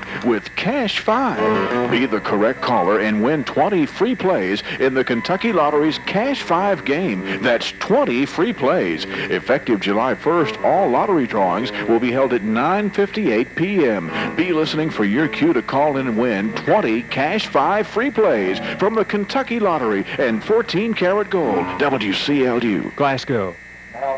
Jim Moody, Bruce Tribune. We've got a replacement in right field for the Braves. Campbell Soup Nance in right field, replacing Jeffrey Johnson. And for the Cardinals, we've got Wesley Wade, the first baseman, leading off the inning. Franklin starts with a fastball, and it misses outside. 1-0 the count, and the Cardinals need to get something going here in the bottom of the 4th inning with Wesley Wade, T.A. Jackson, and David Meyer, hitters 2, 3, and 4. Franklin throws it low for ball 2. 2-0 the count. Wade struck out his first time, and now Mike Wade knows he needs base runners any way he can get. Yes, he does. Franklin, 2-0 delivery. Fastball, swing and a miss from Wade. 2-1 the count. A little late on that pitch. I believe he swung at that one almost when it was in the glove. He got that one by him. Franklin from the stretch, fastball. Wade got a piece of it, but fouls it against the right side. And the outstanding pitching we've had, everything, Bruce, except for a bunt. And one ground ball is gone to the right side. 2-2 delivery. Fastball, tails outside. 3-2 the count. For the most part, Franklin's had pretty good control. Yes, he has there. You know, in the last batter in the first inning, the first batter in the second inning, he worked the full count, but everybody else is through very few. As soon as I say that, he hits Wade in the helmet, and Wesley got hit on, looked like on the, maybe around the left ear. And popped. And that's where that batting helmet, Bruce, is very, very critical. So everything, they are attending to him, and everything will be in good shape. All right. So we have a timeout on the field here, and Bruce, it's 4-1. The Braves on top of the Cardinals, and we will return after these 2 messages. QCL Sports. Monday night is family night at McDonald's. Come on in for a budget-minded deal from 4 till 8 every Monday night for dine-in customers only. You can buy McDonald's hamburgers for just 25 cents. There's a limit of 10, so you can bring your whole family in to the dining room at McDonald's in Glasgow for a great deal on a great meal. Monday nights, 4 till 8, dine-in customers only. McDonald's hamburgers, just 25 cents each. Limit 10 at McDonald's, now at the Bypass in Glasgow. Monday night is family night. Hi, everybody. I'm Tom Snyder. On the Monday Night Radio Show, the boss of bosses, John Gotti. We'll talk with crime reporter John Miller about America's most powerful mobster, recently sentenced to life without parole. The mob and its most notorious underworld leader, and then the real-life Murphy Brown Boston TV anchor Liz Walker. Only on the Monday Night Radio Show with Tom Snyder. Hope you'll join us right here beginning at 9:07 Monday on 14 Karat Gold WCLU. All right, I believe Mr. Wesley Wade's going to be all right. Yeah, see, I believe he's okay. He's down on first base now. And being attended to by one of the Cardinals coaches, and says he's all right. I guess his ears are probably ringing a little, but he seems to be okay. Yeah, I believe he's all right. Certainly do, and that's the best news we can tell you. He's all right. He'll be ready to run down to second base here momentarily, I'm sure, if he gets the opportunity. So he's hit by a pitch, and the Cardinals have their first base runner of the sitting on, the leadoff man. And let's see if that can get them going as T.A. Jackson, who struck out, steps up to the plate. So Wesley Wade, who was hit by a pitch, a runner at first, he's all right. Yeah, he's got a pretty good eye. He worked him full last time. Jackson takes a called strike from Franklin. 0-1 the count. Let's see how Poppy Franklin reacts here, as he's given up one of the very few base runners he's allowed so far. Next delivery inside for ball 1. 1-1 the count. Wesley Wade with about a 3-step lead off first. Now he'll be back at first base. Jackson's the number 3 hitter. He's now pitching for the Cardinals. Next delivery, fastball low from Franklin. 2-1 the count. Franklin doesn't want to allow too many base runners here. His team leads 4-1. He's got a nice cushion, you know. I thought maybe when we talked about he might relax and take a little off of it. He got the strike there, Bruce. Outside corner on the fastball. 2-2 the count. Well, Franklin looking for another strike right here, and I believe that would be his 5th strikeout or 6th strikeout if he can record one right here. Hanging tough is Jackson, fouls a fastball. 2-2 the count. He's recorded 5. All right, 2 balls and 2 strikes. Wesley Wade, the runner at first base. Here's a pitch, got him with the fastball on the inside corner. Franklin comes back with his 6th strikeout. And there's David Meyer. Now, David, I believe he led off with a walk back in the 2nd and later scored. Hits the fastball against the screen. I believe it hit the upper part of the screen, and it's 0-1. That was a high ball up in his eyes, and he took a whack at it. He got a piece of it. Yes, he did. Franklin, to this point, has not allowed a hit. 0-1 the count. He's been tough. 1 gone. Wesley Wade, the runner at first base. Next delivery, misses outside. The fastball does. Took a little bit off of it, and it's 1-1. Again, they play David Meyer to go to the right side. Both teams have. Here's a 1-1 pitch.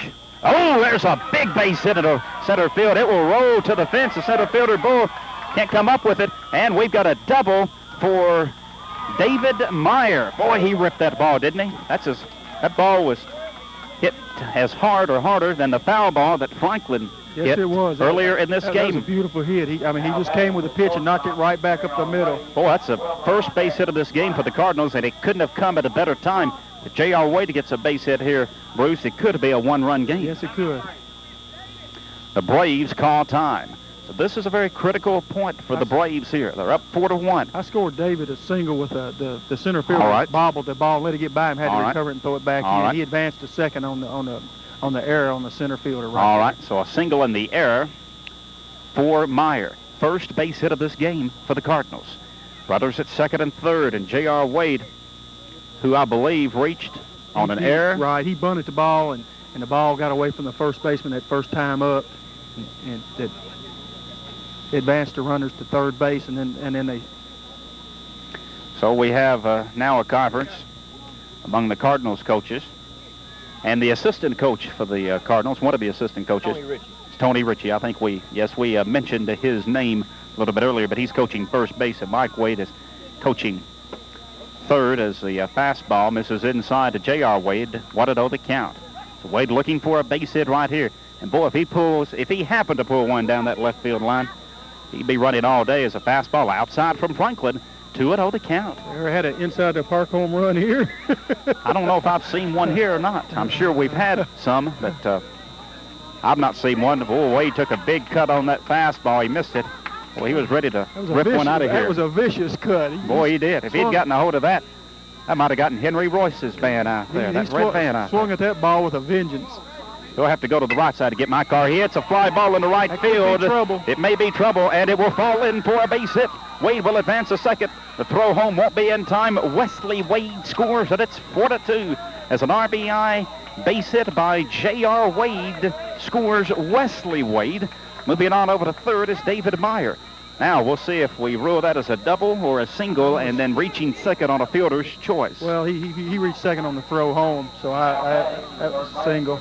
The tying run is at second base. And here's Brandon Wilbert. Have to give him an RBI right there, though. That's right. It's 4-2. Wilbert wants to put it into play and at least score one run right here with only one out. Mr. Franklin's got other ideas. Wilbert grounded out to the second base, but his first time up. Next pitch, makes it for a strike. 0-2 the count. This is a big chance for the Cardinals right here. Yes, it is. Franklin needs a strikeout desperately. Wilbert wants a base hit. Wilbert getting some instructions from Coach Mike Wade over at third base. I don't know how much bunting they've had instructed here, though, if he could push one down that first base line. Fastball misses outside, 1-2 the count. Got away from Akers, but it bounced right back to him. He knew how to play that screen, didn't he? He turned around his right. He didn't even take a step. He just turned around and caught it on the rebound. 1-2 the count. Wilbur, the third baseman, digs in with Franklin working from the stretch. Here's a pitch. Brandon got a piece of it. Foul on the fastball. Pretty good pitch from Franklin right there. Eric Price has to stay on his toes just to get out of the way of those balls that hit the screen. It's 4-2 as the Cardinals have scored once here in the last of the fourth inning. The Braves scored 3 back in the third. Now, Poppy Franklin on the hill.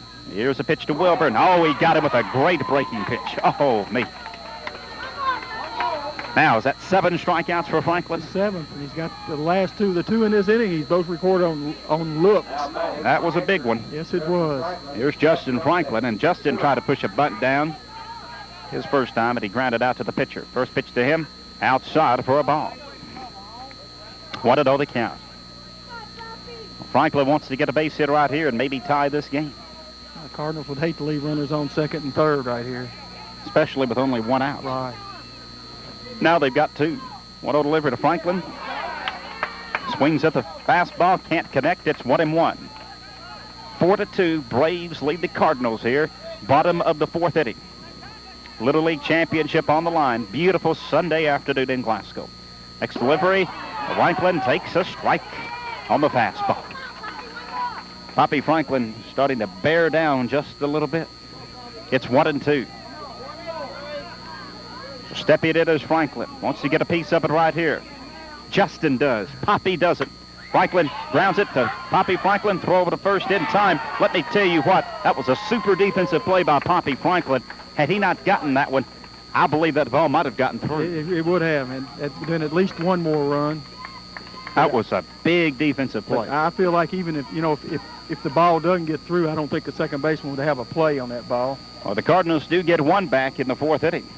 It might have been more, but they just couldn't come up with the key base hit. They score 1 run on 2 hits, 1 error, and they leave 2 runners stranded. After 4 innings, the Braves 4, Cardinals 2. Back after this message on WCLU Sports. Dickerson Lumber Company knows about tradition. For a number of years, Dickerson Lumber Company has been buying standing timber and logs. But any great tradition has its beginnings. That's why Dickerson Lumber Company applauds everyone associated with the Little League for the contribution it makes in getting our young people's lives off to a great start. Thanks to the coaches, parents, players, and everyone for a great year from Carl and David Dickerson and everyone at Dickerson Lumber Company. Jim Moody, Bruce Tribune, 14 Karat Gold Sports, the Glasgow Little League Championship. On the line here, we play 6 innings in Little League Baseball right now. We are in the top of the 5th, and the Braves lead the Cardinals by a score of 4-2. And let's look at the first 3 batters for Coach Underwood's team. David Franklin will lead off, followed by Chad Underwood and then Jonathan Adwell. These are the 2 of the 3 men that scored for him there in the 3rd inning. So, like you say, I guess like the Braves are hoping to get something else going here. Defensively, this may be the most critical inning of this contest for the Cardinals. Right, because they're facing the Braves' good bats, and they need to get them out here and stay in this ball game with it being 4-2. I still, it's like we talked about last time. They need not give up any more runs. So far today, other action, T-ball play. The Blue Jays 11, the Mets 10. Hopefully, in a few minutes, we'll be getting a final score on the Brewers battling a very good Reds team. And then up in the Lou Gehrig rank, set up an upset with the Phillies beating the Reds by a score of 8-4. And at this hour, the Cubs and the Dodgers going at it. And of course, we'll have the broadcast of the Pee Wee Championship game at 5:20 tomorrow on WCLU. And that game will begin at 5:30. And then we'll move over to the Lou Gehrig League field at at about 7:15. Now, we have a conference right here. Looks like we've got a new first baseman, Bruce. Justin Caffey is working over at first base. We will... Well, they're having some discussion here on a re-entry rule, I think. They've taken some people out, and then they've got the injury, and it's whether or not how they can put the starter back in. But I don't... Most rules, a starter has to go back in for the person that replaced them. He couldn't go in for another starter, I wouldn't think. Well, they are discussing that right now as we have a momentary delay. The Cardinals trailing the Braves by a score of 4-2, bottom of the fifth inning, or top of the fifth inning. As we said, tomorrow we've got T-ball and Lou Gehrig League action on WCLU. And, of course, also tomorrow the Babe Ruth tournament starts here in Glasgow at Barron County. And a little bit later on, we've still got a lot of softball games going on with the church, co-ed, and men's league.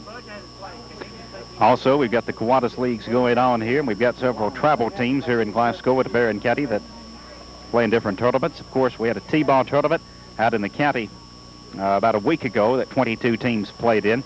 And we've got, of course, Barron County has an outstanding Little League program as well.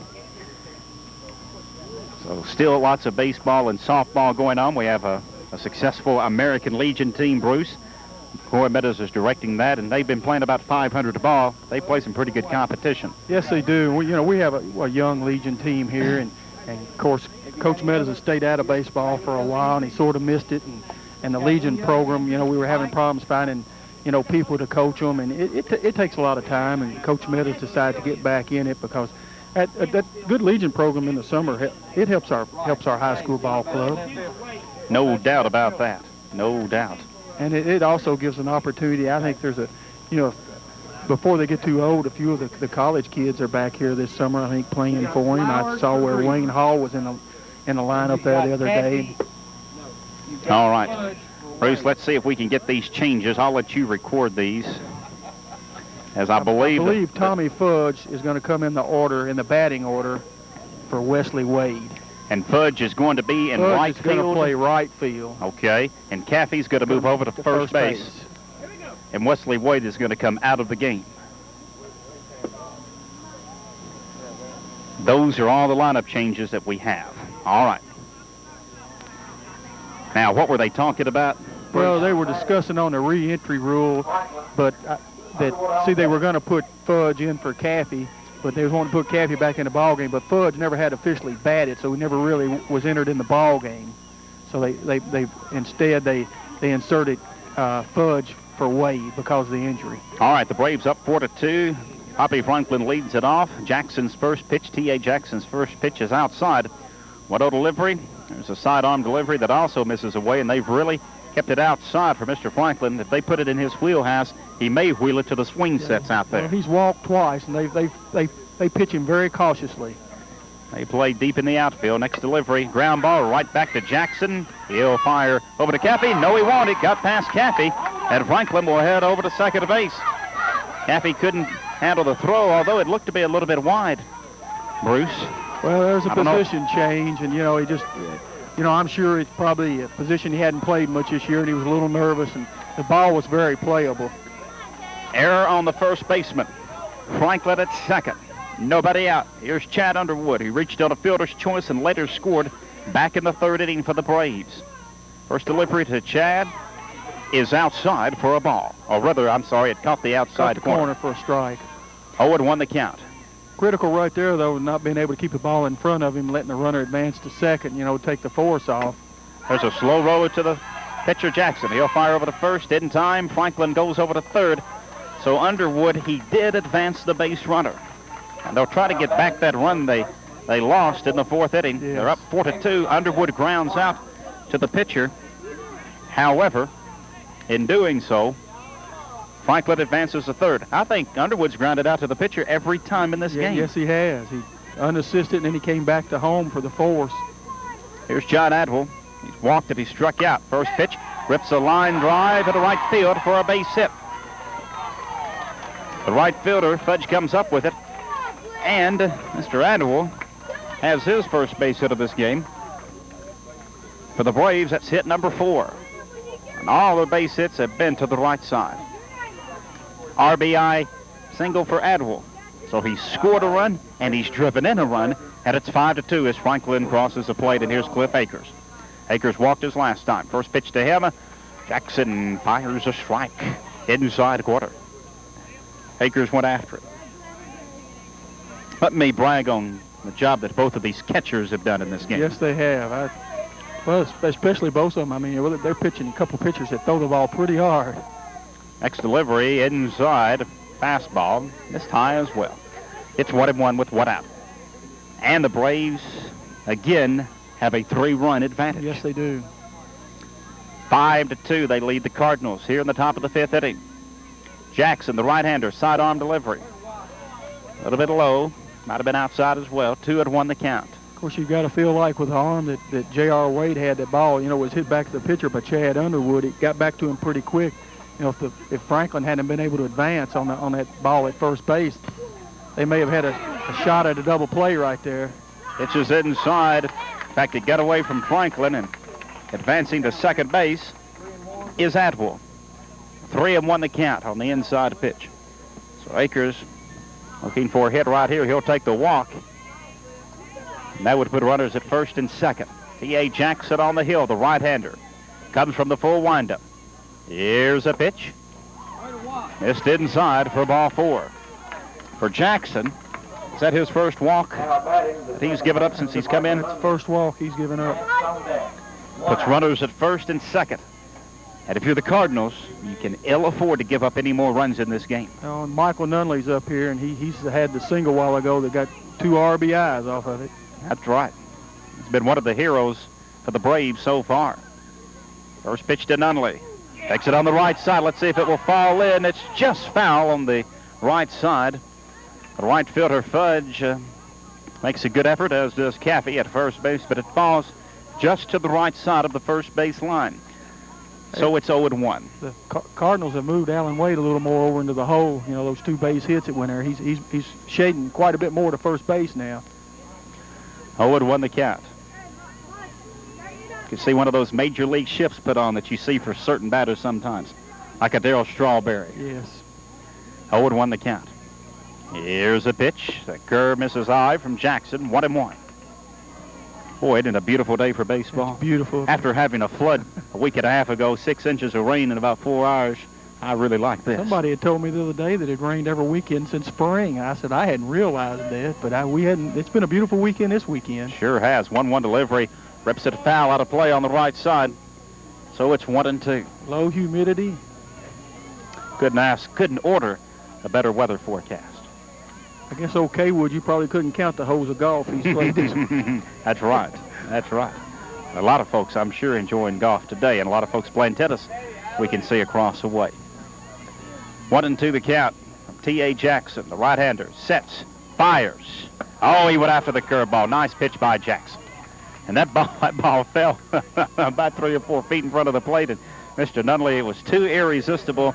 Michael strikes out. Had him fooled on that one. He's done swinging before it got there, and it wasn't no bringing it back. That's Jackson's second strikeout of this game. Second out of this inning for the Braves. Runner still at first and second. Campbell Nance, the batter. Here's Soup Nance at the plate. Replaced Jeffrey Johnson there at the top of the inning. Campbell's in right field. Takes a fastball outside. 1-0 the count. Now, in Little League Baseball, you are required to play 2 innings defensively and bat at least once. And I think that's a good rule. Yes, it is. You know, it's for the kids, Bruce. It's for participation. As a fastball over, you know, every kid, every youngster is not going to be the greatest player in the Little League, or even a good player. But as long as you have fun and you learn the game, the winning and losing will take care of itself. Well, that's what we're here for, is to teach kids how to play the game. And if you've got a young man or young lady that comes and practices every day and shows an interest, they ought to have an opportunity to get to play. Fastball outside, 2-1 the count to Nance. Runners at first and second for the Braves are on top of the Cardinals, 5-2, top of the 5th inning of the Glasgow Little League Championship. Next delivery. It also misses outside. He took a little bit off that sidearm pitch, tailed away too much, and it's 3-1 to Nance. Nance in the number 8 position, replacing Johnson. Again, the infield drawn in, particularly on the left side. Wilbert is. Here's a 3-1 pitch to Nance. There's a fastball over for a strike. It's 3-2. And the outfield also shaded in slightly. Here comes a payoff pitch from Nance. 3 balls, 2 strikes, 2 outs. Runners at first and second for the Braves as they lead 5-2 over the Cardinals. Does Jackson get the strikeout? Yes. Well, a foul ball from Nance. He just got a piece of it, and it's 3-2. So Mr. Nance just hangs in there, fights it off. Gets another Good shot. job. Yes, sir. Jackson wants to get the strikeout right here. Does he do it? He does. Nance a little bit late on the swing for the Braves. His 3rd strikeout. So, Cardinals do see the Braves score once in this inning. They have 1 run on 1 hit, 1 error, and leave 2 being on. So, after 4.5 innings, the Braves lead the Cardinals 5-2. Back after this one message on WCLU Sports. Dr. Chris Stewart believes in our schools, and with good reason. Even long before he started his dental practice in Cave City, Chris Stewart was involved in school support and activities. He knows that dedication and hard work not only make a great team, but a great individual. Chris Stewart has shown that in his work as a dentist, in his dedication to his community, and hard work as a civic leader. And that's why Chris Stewart continues to support our youth and our community by sponsoring this broadcast, because Chris Stewart knows that the best way to a better tomorrow is to invest in teaching leadership today. Best of luck from Dr. Chris Stewart. Jim Moody, Bruce Tribune. Remember, tomorrow night we've got 2 championship broadcasts on WCLU. The T-ball championship will be decided. We know the Blue Jays are in there, and I'm sure we'll be finding out shortly if it will be the Brewers or the Reds. And then we'll have the Lou Gehrig League Championship. We know the Phillies will be there. They were there last year, and they won the championship. And they will play either the Cubs or the Dodgers. All right, Bruce, let's look at the first 3 batters for the Cardinals as they try to slice a 3-run deficit. Justin Caffey will lead off, followed by Brian Griever, and then we're back to the top of the order with Alan Wade. 8, 9, and 1, and, you know, the Cardinals had a good opportunity to maybe have a bigger inning in the 4th. If they get another chance, they cannot waste it, because we are starting to move. We are in the latter portions of this game. And let's see if we have any lineup changes for the Cardinals. We may in just a moment. I believe Denny Flowers may bat for Brian Griever. All right. Second here. I'm not sure. I'm sure they'll... You've got Caffey, Flowers, and then Allen. All right, so Caffey will lead it off. Flowers, and Alan Wade. Denny Flowers will bat for Brian Griever. And he will move to left field, I suppose. Right. So that puts Flowers, Meyer, and Fudge in the outfield for the Cardinals. In the infield, Wilburn, J.R. Wade, Alan Wade, and Justin Caffey, and that's from a 3rd to 1st. Jackson, the pitcher, to Franklin, the catcher, and we'll look at the Braves' defensive lineup in just a moment. As a strike fired by David Poppy Franklin to Caffey. The leadoff hitter, Justin struck out his first time. He's moved from right field to first base. There's a base hit from Caffey into right center field. Nice piece of hitting by Justin Caffey. I think that's what, the 3rd base hit that Poppy's given up in this game? It's a 3rd base hit. He gave up 2 the last inning, and then the leadoff hit right there to Justin Caffey. Michael Nunley about made another great play on that ball, though. He doesn't mind getting dirty, does he? No, sir. Here's Denny Flowers. Flowers will now move to left field. replacing Griever. Right, 5th inning. All right. 1-0 the count to Flowers. Franklin sets, fires. Pitch outside. Cappy, he'll try to advance a second. Here's a throw. It pops out of the second baseman's glove. It might have been a little bit high. And the runner is safe. It's 1-1. Good effort by Akers. Throw a little bit high. Underwood had to leap to catch it, and it popped out of his glove. I'm not sure if he would have gotten him out even if he caught it. It was going to be a close play right there. Fastball outside from Franklin. 2-1 the count. Things must be going pretty smooth down there at T-ball. You know, Coach Mercer and Coach Davenport are going in. I haven't heard an explosion yet. So. I hadn't heard any. 2-1 delivery. Fastball outside. 3-1 the count. So if Franklin gives up a base runner here, Bruce, the tying run will be at the plate. Right, and they're back to the top of the order. So, you know, he's doesn't want to work himself into a jam. 3-1 delivery. There's a strike. Nipped the outside quarter to Flowers. 3-2 the count. Here's a mighty big pitch from Poppy Franklin coming up right here. Franklin from the stretch. The pitch inside for ball 4. So runners at first and second for the Cardinals. That brings Alan Wade, the second baseman, the leadoff man, to the plate, and he's a tying run. Do you think we see a bunt right here? Coach Wade's talking to him. It will be interesting strategy right here. Joey Shirley expecting maybe a bunt as he calls time, but he wants to talk with Akers and Poppy Franklin. So a battle of the coaches right here, the coaching mind. Lots of strategy right here. All right. The Braves have led for most of this game. We've had one tie, but they've had the upper hand for most of this game. And a few walks, Bruce, some timely hits, a couple of errors.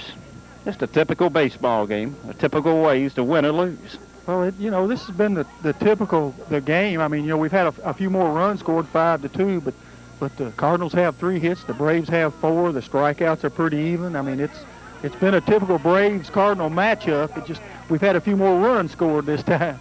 Alan Wade takes the first pitch low for ball 1. 1-0 the count. So Franklin walked just a moment ago. Walked Flowers. It was 16-15. The Brewers beat the Reds. Brewers beat the Reds 16-15. So that puts the Blue Jays and the Brewers, top 2 seeded teams, into the championship. They played last year, Bruce, and the Brewers won 11-10. I got to watch the Reds and the Brewers play the last game of the season for them. 2-1 deliveries low and outside for ball 3. 3-1 the count. And that ball game was 15-14. Of course, the Brewers batted last and won that ball game 15-14. They really have a battle when they match up it. Fastball strike from Franklin. 3-2. Here's another big pitch from Franklin. If he fires the ball, Bruce, the bases will be loaded with nobody out. So he wants a strikeout right here. Now let's see what Franklin throws. The pitch. Rip foul down the right field line, and Mr. Alan Wade got a hold of that one, but he hits it foul. Boy, if he had straightened that one out. He got the big part of the bat on it, just didn't get around. Well, if he had hit out the right field, he might have scored 1 or 2. Next delivery, outside for ball 4. So Franklin has thrown 2 straight walks, and the Braves are in a little trouble. Letting his control hurt him a little bit here. He hadn't worked full to a batter until, well, the top there in the 4th inning, the runner that scored, he worked him full on it, but, you know, he'd been throwing very few pitches. Here's Tommy Fudge. Takes a strike. Now, Fudge is batting for Wade in the number 2 position. On deck is T.A. Jackson. No balls, 1 strike the count. Franklin fires to Fudge. High and inside for ball 1. 1-1 the count. Well, the Cardinals know this is the inning that they've got to put several runs across the plate. The bases loaded and nobody out. 1-1 delivery. Fastball over for a strike from Franklin. 1-2 the count. Well, the bases jammed with the Cardinals. Well, they've loaded them up, and they're to the heart of their order. So this is where they're going to have to get it done. Next delivery, swing, and he got a piece of it on the fastball. Good job by Fudge. And it's still 1-2. Poppy's still popping the mid, isn't he? Yes, he is. Cardinals trail 5-2, but they've got the tying run at first base with nobody out. It surprised me a little. He hadn't taken a little bit off of it, you know, to try to get the strikes, but he just ran back, let it fly. He lets this one fly for the strikeout. Big pitch by Franklin. One gone. Fudge strikes out. And let's see how many strikeouts Mr. Franklin has so far in this contest. If he's not at double digits, he's certainly close. That's his 7th strikeout. Well, he's getting there, Bruce. One gone in the 5th. And here's T.A. Jackson, who struck out his last time. He struck out twice, and he needs to put this ball into play. Yes, he does. Of course, you know, if you're the Braves, do you go for the sure out and allow the run to score? As the fastball's outside, 1-0 to count. Well, they're playing deep, so they may be trying to look for the double play. Try to turn 2 and give up the run. 1-0 to count. Because they're all back on the bases.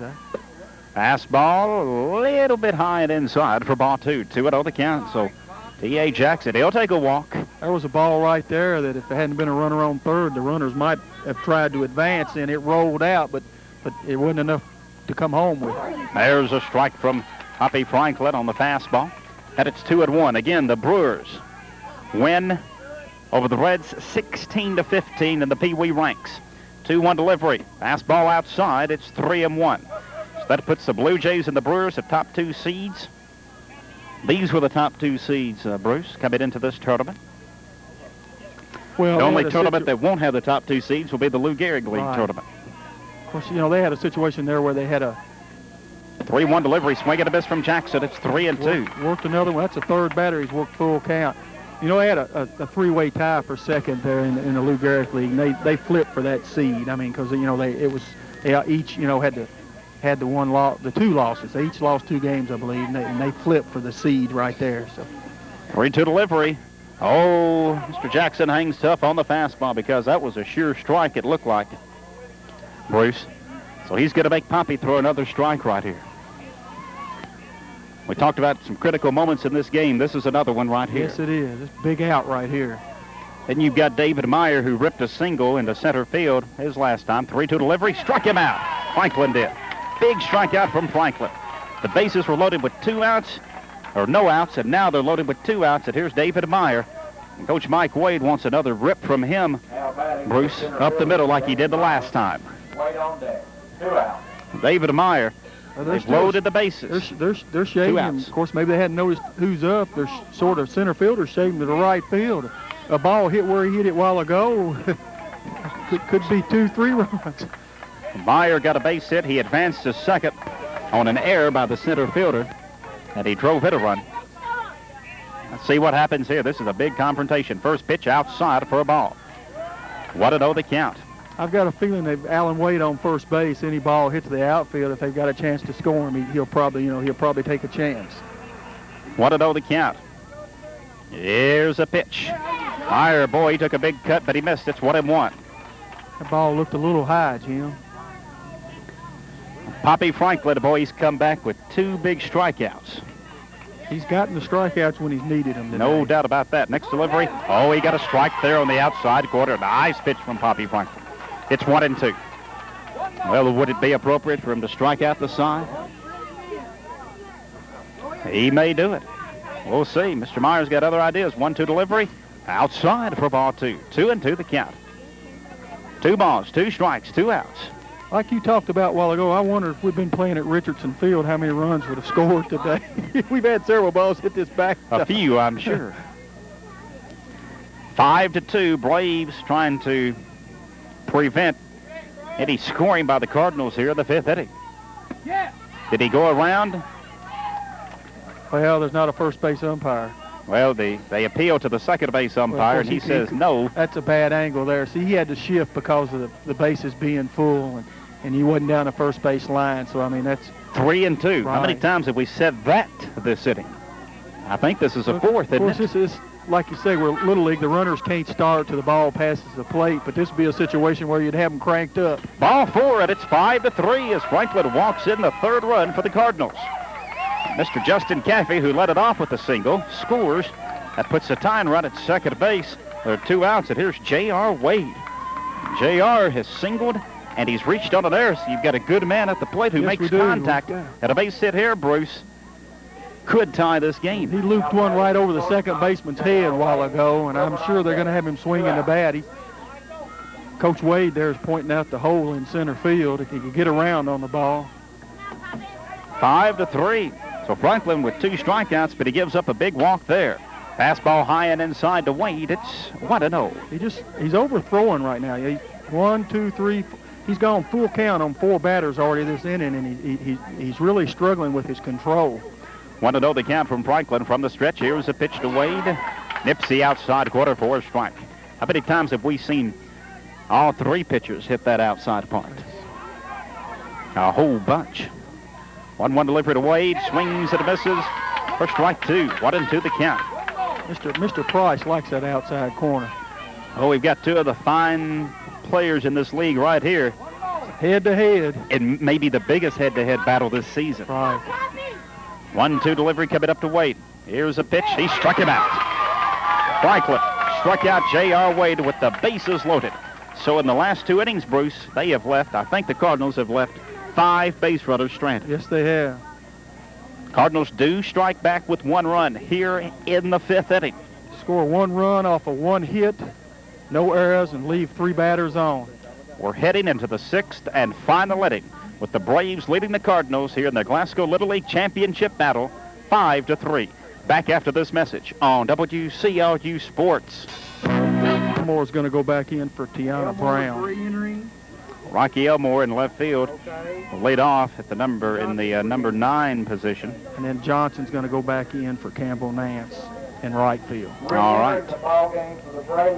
Johnson back in right field. Nance comes out. Elmore back in left field. Brown comes up. So Rocky Elmore, who struck out his first time, will be at the plate. And the Cardinals know they can simply not afford any runs here in the 6th inning, trailing 5-3. So T.A. Jackson on the hill. The first pitch. Kerr misses inside for a ball. I added up there, and the Cardinals have 8 strikeouts, and the Braves have 10. But like you say, that 3 of those came in that last bottom of the 5th inning there, which were all important strikeouts. Elmore takes a cut on Jackson's pitch. Again, he took a little bit off that fastball, got it in there for a strike. 1-1 the count. Jackson set. Hurls outside for ball 2 from the right-hander.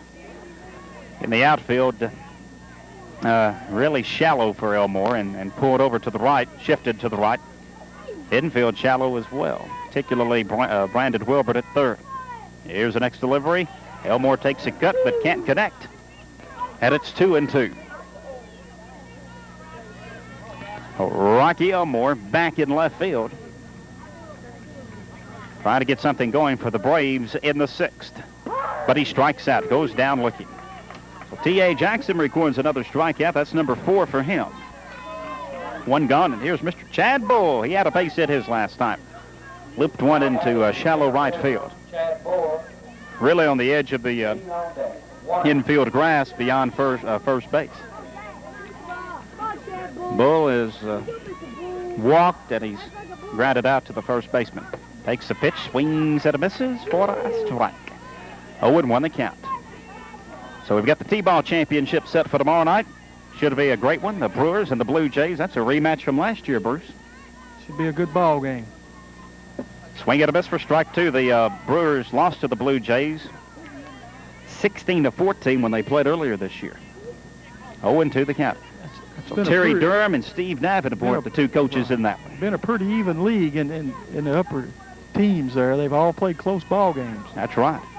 0-2 delivery. The curve is outside.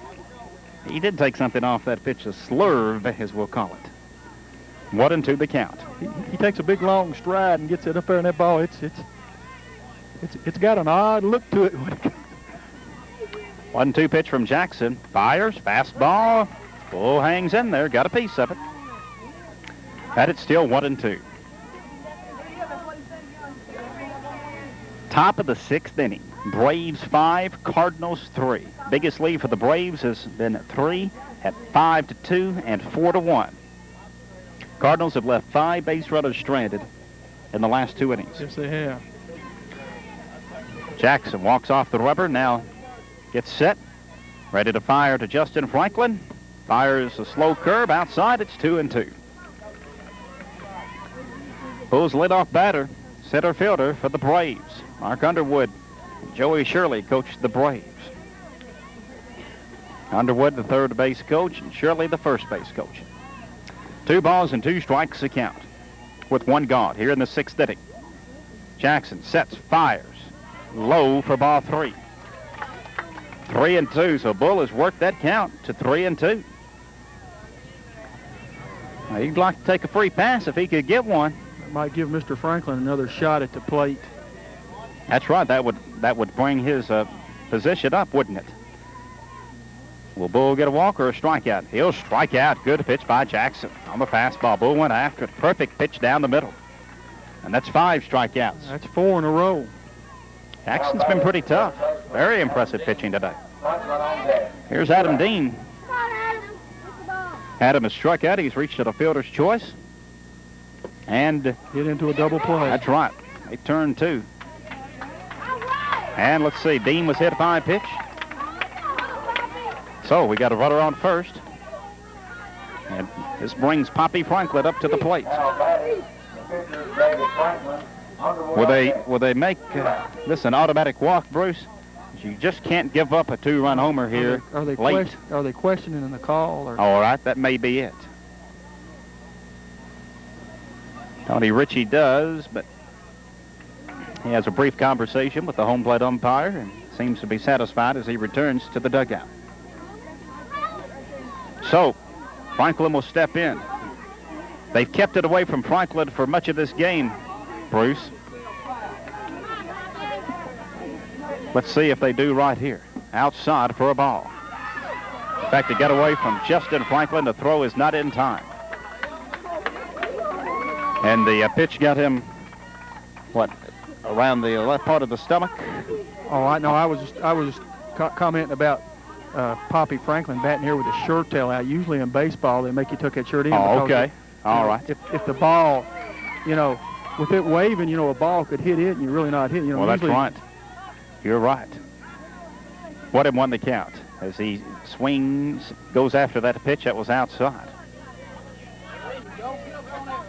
He's wanting to hit the ball badly. Well, he's up on the plate a little bit more than he has been. Yes, he is. He just really hadn't got many swings today. There's a base hit to the right field by Franklin.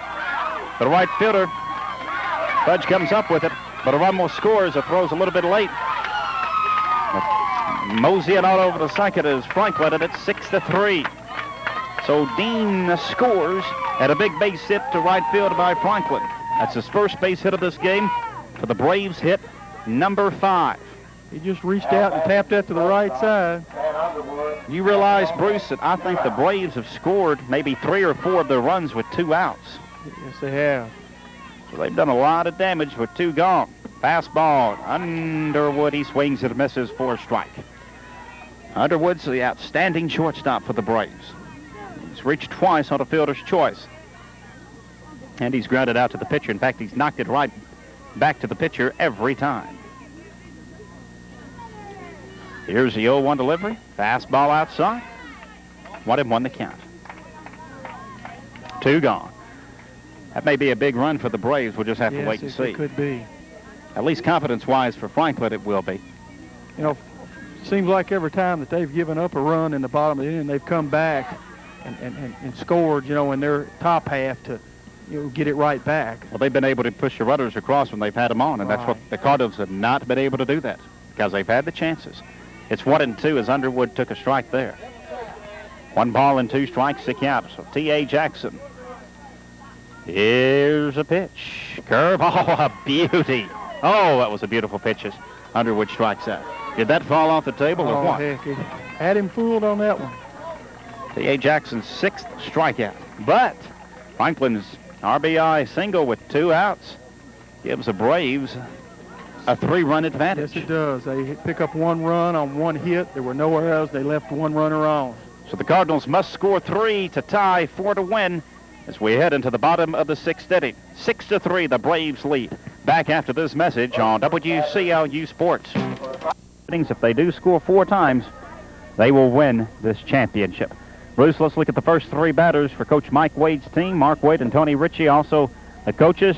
Let's look at the first three batters for the Cardinals in the last of the sixth. Brandon Wilburn will lead off, followed by Justin Franklin, and then Wesley Wade. He came back in for Justin Caffey, and he'll bat third. He's moved down in the lineup. The insertion rule is a little different here on substitution.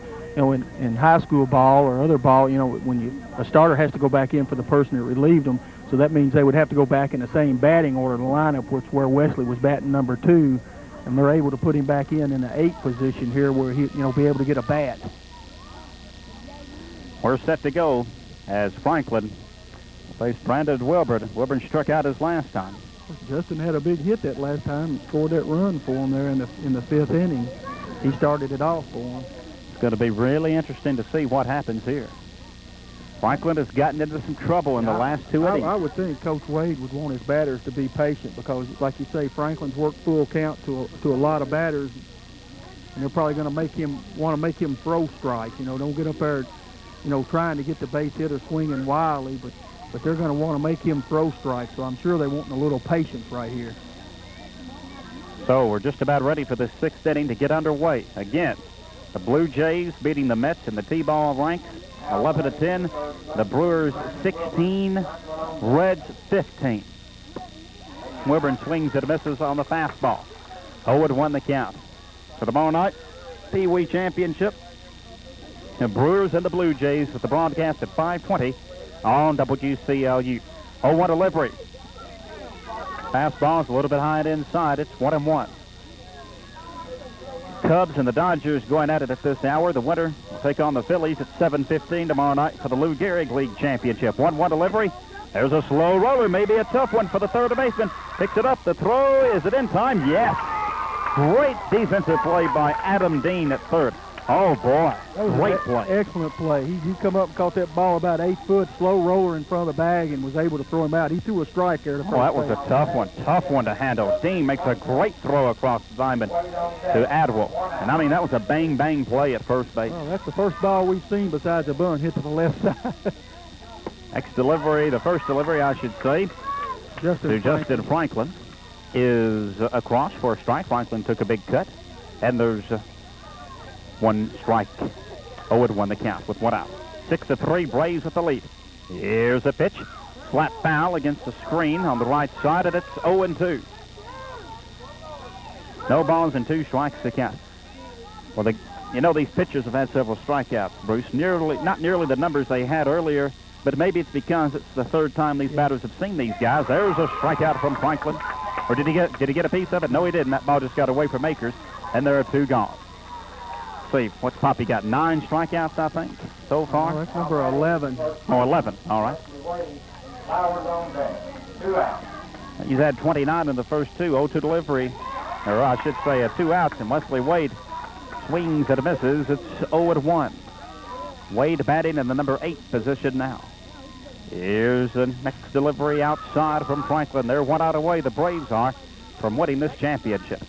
And the difference, the Braves have been able to get the key hit, whereas the Cardinals have not. With this 6-3 lead, I've noticed in this inning that they seem to have a little pep in their step. They're sort of feeling the wind, it seems like. 1-1 delivery. Wade swings and misses. Maybe you should have been a poet, Bruce. Pep in their step. I like that.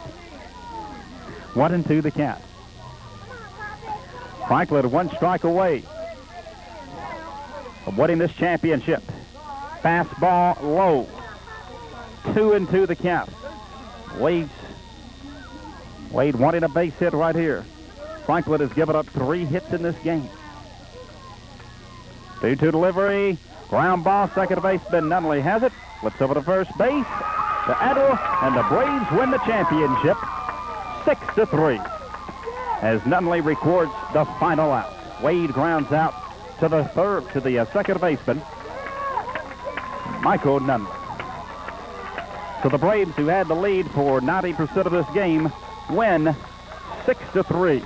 But, Bruce Tribune, a well-played game by both teams. Yes, it was. It was an excellent played ball game. And both teams should keep their head up. They've got 2 fine ball clubs. And it was one of those days it was the Braves' turn. They could play here again tomorrow, and the Cardinals might win the ball game. we are going to do some maneuvering. I'm going to go down to the field and let Bruce have my headset. Bruce, what we will do, we will take a timeout for one message. Then we'll let Bruce look at the stats. And then we will come back. We will be moving down there in just a moment. We'll be coming down there in about a minute and do some interviews with some of the players and coaches. So we will return after this one message here on WCLU. Dickerson Lumber Company knows about tradition. For a number of years, Dickerson Lumber Company has been buying standing timber and logs. But any great tradition has its beginnings. That's why Dickerson Lumber Company applauds everyone associated with the Little League for the contribution it makes in getting our young people's lives off to a great start. Thanks to the coaches, parents, players, and everyone for a great year. From Carl and David Dickerson and everyone at Dickerson Lumber Company. WCLU Glasgow. Here we are back at Nelson Field. Jim's getting ready to start interviews. This Little League championship game, which the Braves have defeated the Cardinals 6-3. Jim, we're on.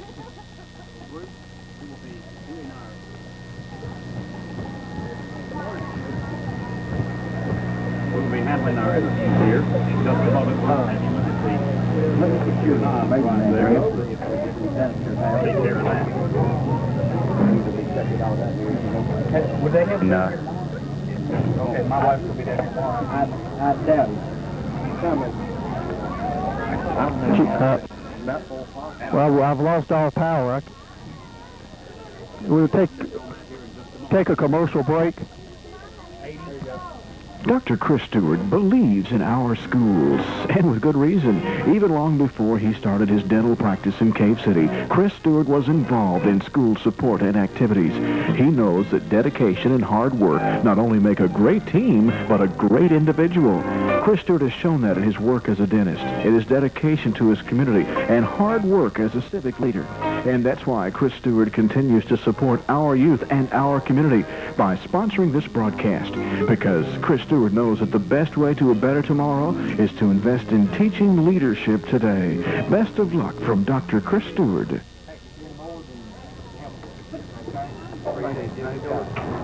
Hi, I'm Deborah Norville. This week we'll be talking about what you're talking about. To hear somebody with that kind of an income whine about $30 or $30,000 for a generous retirement plan, it's like hearing the Emir of Kuwait whine about the cost of Ferraris. I think it is reasonable to expect that we are going to see the president move at least into a David Frost sort of format. I'm not weeping at all for Mr. Martin, nor for any of the other misrepresentatives in Congress. So don't miss a moment of the Deborah Norville program. Join Deborah Norville weeknights from 6 until 9 here on 14 Karat Gold WCLU. All right, now we are making some adjustments here. We apologize on our microphone to get everything worked out for our field interviews. Let's pull our microphone back in here a second and check on it. Having to make a few technical adjustments to take care of that. Make sure that everything is working properly here, and we will do that here in just a moment. Check on the microphone here, and let's see here. We'll try that one more time. See if our microphone is working here on WCLU. And at Nelson Field for the Little League Championship. And now that we've got our microphone worked out here, Bruce, I will again make my way down to the Nelson Field complex. Let's use the west here. I'm not getting the station. We will be in business.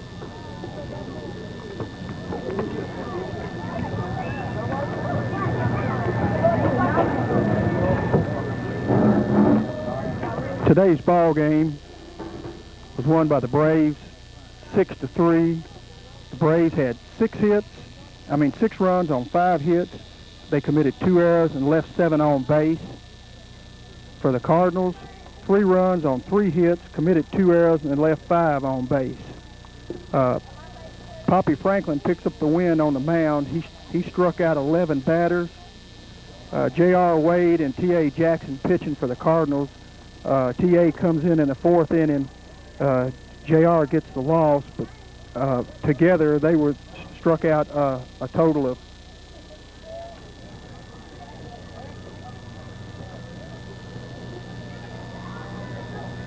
10 batters. So we'll take a timeout right here, take a 2-commercial break, and be right back. Bring the coaches of the Cardinals over here at a group for just a moment. The Cardinals won the regular season. Mark Wade, Tony Ritchie did an outstanding job with the Cardinals ball club. You lost today 6-3. We thought you played an outstanding game. The Braves played a whale of a game, Mike. Congratulations on a great season. Thank you very much, Jim. It was a fun game today.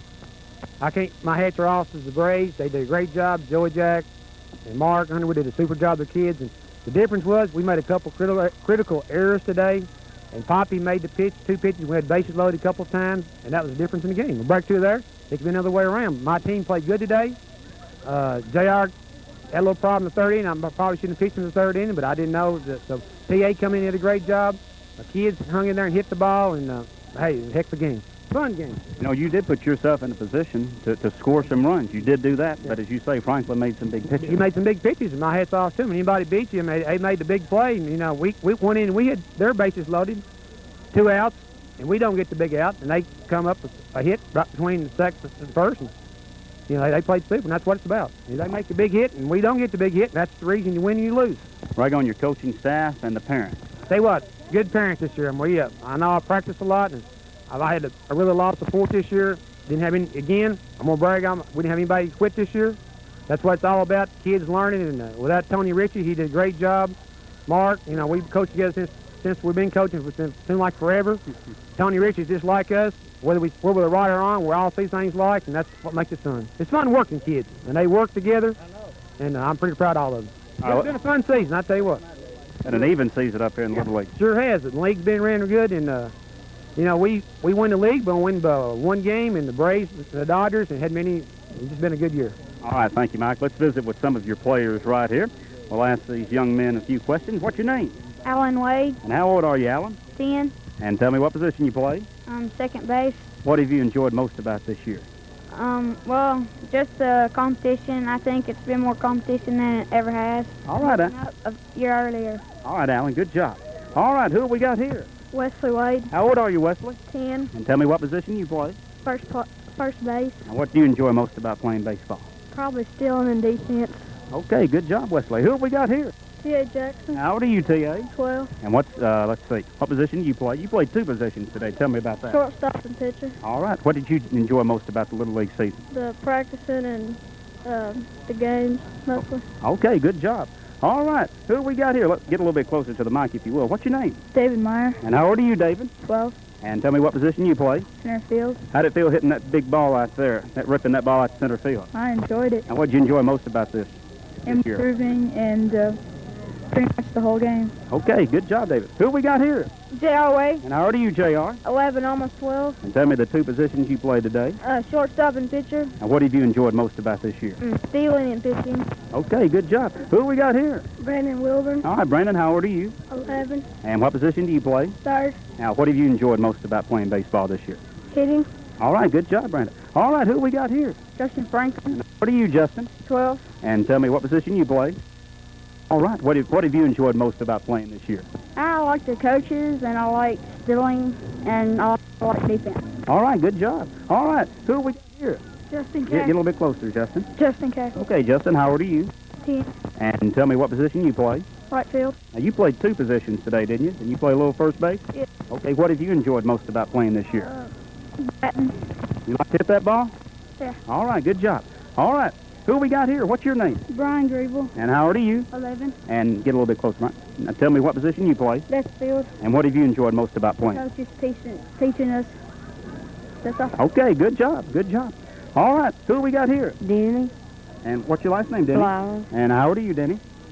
12. Okay, and what position do you play? Left field. What have you enjoyed most about playing this year? Baseball is fun. All right, good job. Now, who have we got here?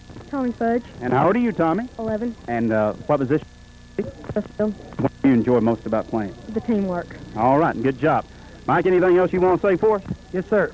I tell you what, Jim, I can't say enough for what you and Henry does for the Little League. You know, y'all do a great job.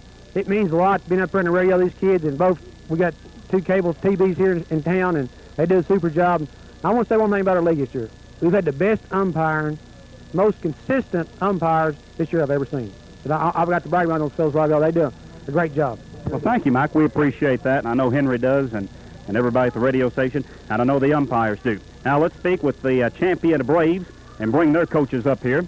They won the Little League Championship today, 6-3 over the Cardinals. And we'll get all the Braves up here and talk with them for just a moment. And we also want their coaches up here and talk with Coach Underwood for just a moment, and then we'll talk with the members of the champion Braves, who beat the Cardinals, as I said, 6-3. Remember, coming up in just a few minutes, we'll have the announcement of the All-Stars. We'll talk with Coach Underwood and Coach Shirley. Mark, congratulations. Your team played an outstanding game today. A tough match here. The Cardinals are class act. Played hard. They played hard. We just lucky we came out on top. You got some big base hits, and when they had chances to score, you got some big defensive plays, and Poppy Franklin got some big strikeouts. We sure did. We had a lot of productive hits from the bottom of our lineup, and they helped us a lot. Our number 6 and number 8 hitters drove in runs for us, and that's what proved to be the winning advantage. How was the league this year? You had a couple of tough games in the regular season with the Cardinals. We sure did. I think the league was fairly equal this year. There wasn't anybody that really dominated. I think throughout the whole league, anybody in this tournament could have won it. I'm proud it was us. Anybody had the chance to. All right, brag on your coaching staff. You can't ask for a better assistant, Mr. Shirley here. He's been here for every game, every practice. He's been here when I couldn't be, when I had work schedules, but I couldn't ask for more. I've been proud of him. Finally, brag on the young men here. These young men, you don't have enough airtime for me to brag on these guys. They've been solid all year. They've improved with every game.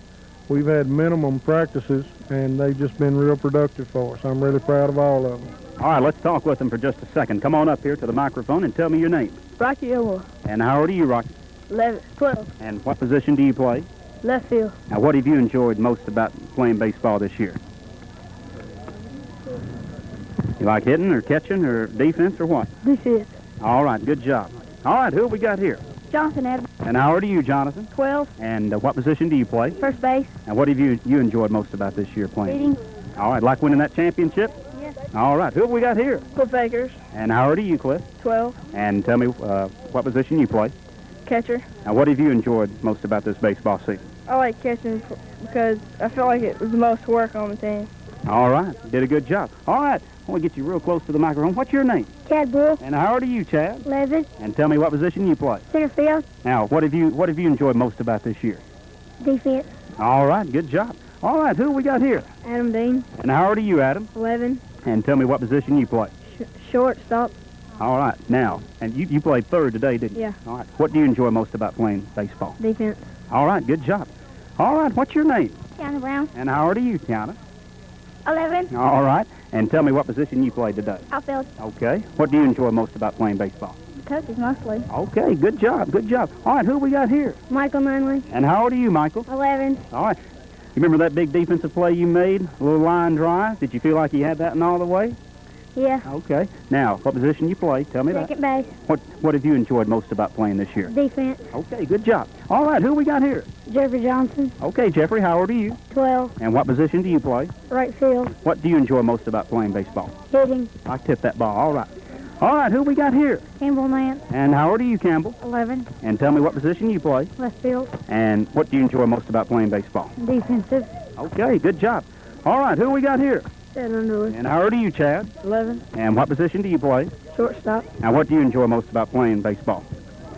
Hitting home runs. Like hitting home runs. You've hit a few, hadn't you? Yeah. You feel good today about winning that championship? Yeah. All right, good job. All right, here's a young man that had a bunch of strikeouts today. Tell me your name. David Franklin. And how old are you, David? 12. And besides pitching, what other positions have you played this year for the Braves? Third base. Okay, what do you enjoy most about playing baseball? Hitting. You like pitching a lot, too? Yeah. All right, like winning that championship? Yeah. All right, good job, good job. Thank you, Coach Shirley. Coach Underwood did an outstanding job. So, Bruce, we're going to take it back to you and look at a few stats because we've got some announcements coming up here for the various leagues. We've got a score from the Lou Gehrig game. The Dodgers have beaten the Cubs 13-8, so that'll match up the Dodgers and Phillies tomorrow night at 7:15. And then in the finals of the T-ball tournament, the Blue Jays will meet the Brewers. The Brewers win over the Reds 16-15. The Blue Jays beat the Mets 11-10. And here in the championship of the Little League tournament, the Braves have beaten the Cardinals 6-3. The Cardinals have 3 runs on 3 hits, 2 errors. They leave 5 men on. For the Braves, 6 runs on 5 hits, 2 errors, 7 men left on base. We had a tight game that we thought we'd have today. Overpowering pitching. Poppy Franklin strikes out 11, and between T.A. Jackson and J.R. Wade, they strike out 10 batters. So a little more runs scored today, but we have a, like you say, have a real good ball game. The final 6-3. I'll give it back to Jim.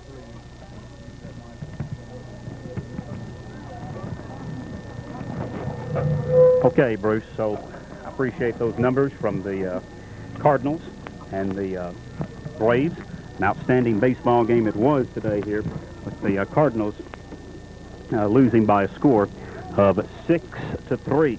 And that means that the Braves win the Little League Championship and the Tournament Championship. The Cardinals won the regular season, and just an outstanding game today. We've got the trophy presentations that will be going on here in just a moment. And, of course, we've also got coming up a little bit later on the announcement of the All-Stars. And the first All-Star tournament is scheduled for the week of July the 20th here at Nelson Field. Right, Jim, and like I say, we had the grudge match today. They had split during the regular season. The Braves were able to come out on top today.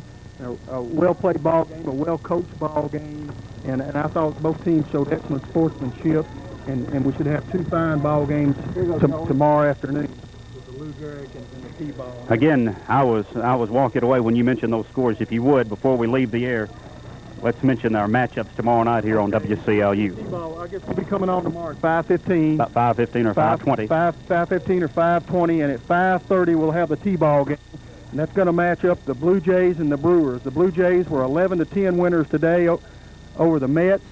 The Brewers beat the Reds 16-15, so we should have a real good final right there. I think it was a 16-14 game that they played during the regular season. They only got to play 1 time.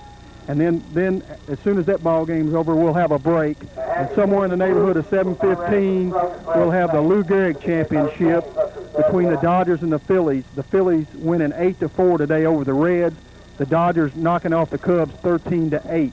So that should be a real good matchup there. We've had a couple upsets in the Lou Gehrig tournament, but we should have 2 excellent ball games tomorrow night, and hope that our fans are able to join us if they can't come to the ball game. That's going to wrap up our broadcast here from Nelson Field. Our thanks to Todd Steenbergen for engineering for us back at the radio station. Also, Bruce Trabue, a great job on color commentary and the stats. Thanks so much to Bruce. He'll be with us tomorrow night when we have the Championship Monday here for you.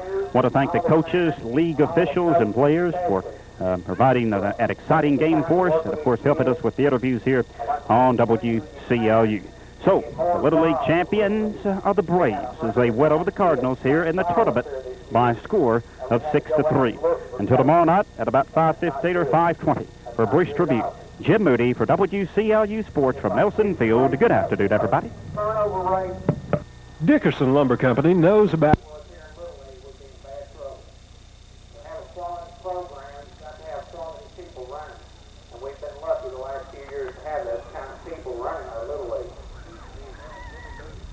All right, at this time, I would like to introduce the runner-up in the league, 1992 Braves. That's the Mark Underwood.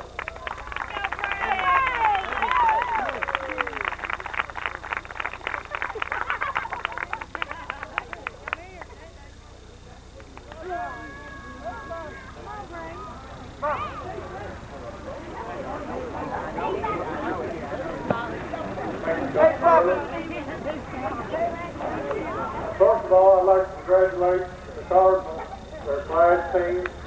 They played a great game today.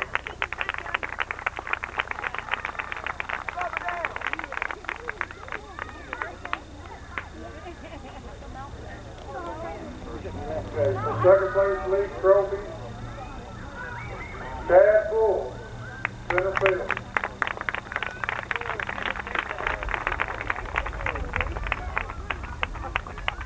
Rocky Elmo, left field.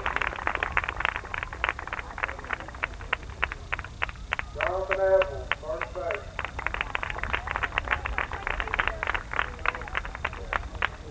Cliff Akers, catcher.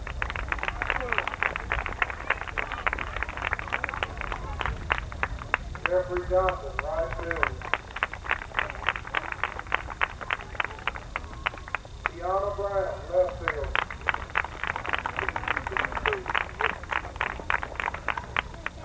Campbell Nash, right field.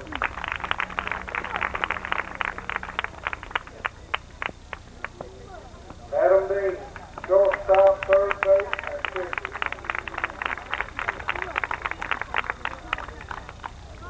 Michael Miller, second base.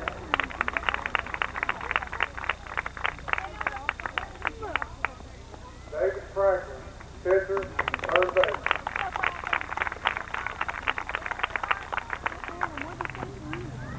Chad Underwood, shortstop, pitcher.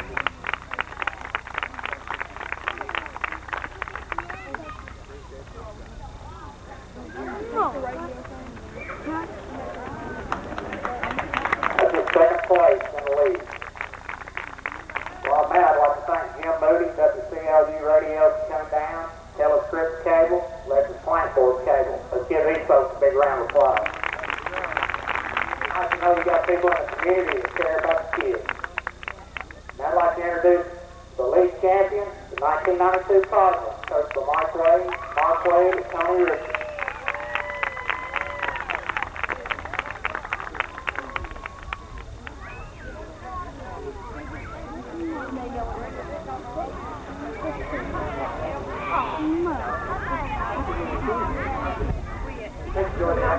First of all, my heads are off the Braves. Mark, I did a great job today. He really played good. First of all, I'd like to introduce my team. First of all, I want to say one thing. I want to thank my parents for being really supportive this year. I practiced a lot. We got the kids here all the time. The parents, I really appreciate it. Showed a lot of support, and we all played well. Jimmy Flowers, outfielder. What target is Another outfielder, give 110%. Johnny Suggs. Justin Cassie, another outfielder. Great job.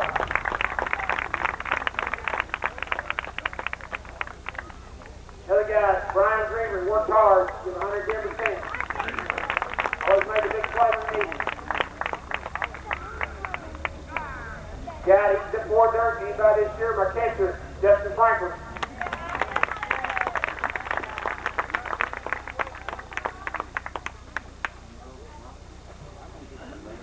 Got it. He can play long distance, your third, fifth, solid all year long. Brandon Wilbur. Always talk me up.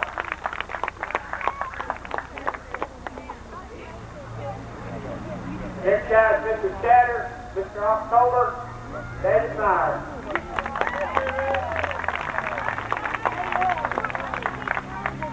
Through their leader.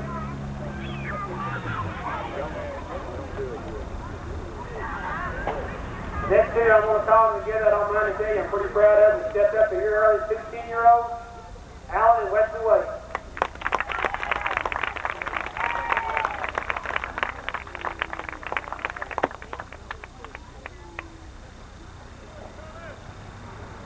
The guys that worked hard, pitched their last year. They both did a great job. I'm proud of them. T.A. Jackson, J.R. Wade.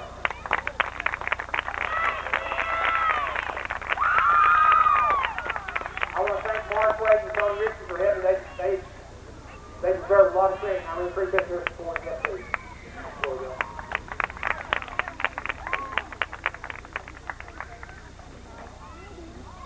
All right, Mike, you might as well stay out here. Right now, I'd like to give the second place tournament trophies away, and that is the 1992 Cardinals also.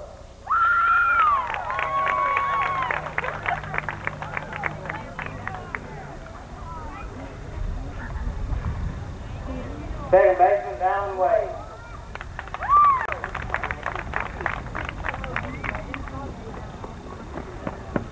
First baseman, Wesley Wade. Catcher, Justin Franklin.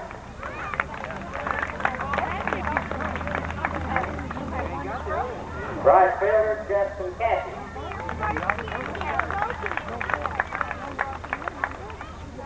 Next man, Mike said to give 110%. I never knew the little boys tried any harder than this right here. Come here. And Brian Griever, left field.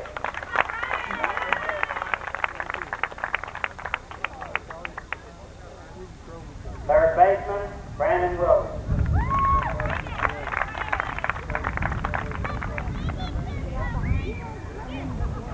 Left fielder, Denny Flowers.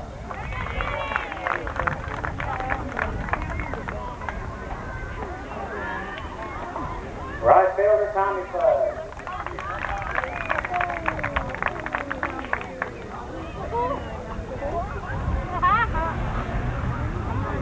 The guy that's got the most spirit on the team, Mr. October, David Meyer. Oh, I got his name.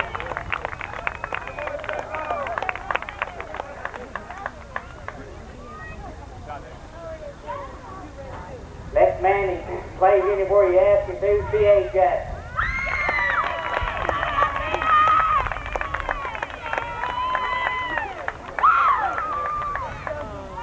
Next man right here had a lot of trouble this time. He still gives you all he's got. It's the J.R. Wade. I'd like to say one thing. I do appreciate all the parents. I do appreciate the food.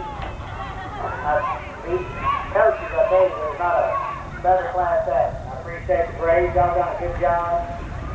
Never have any questions on whatsoever, guys, of anything that's not up to par. Good job. Thank you, Cardinals.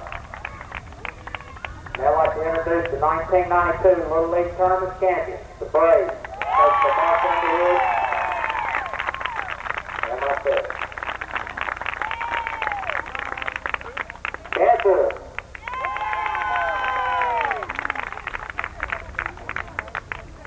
Jonathan Adler.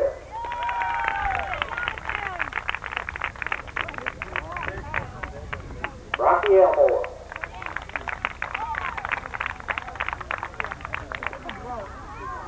Bill Baker.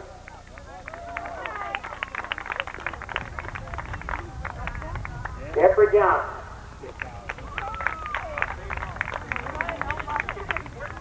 Michael Nunley.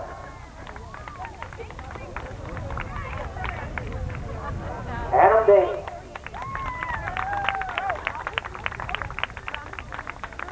Tiana Brown.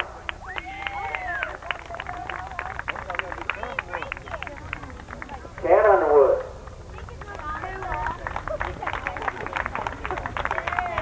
Campbell Mann.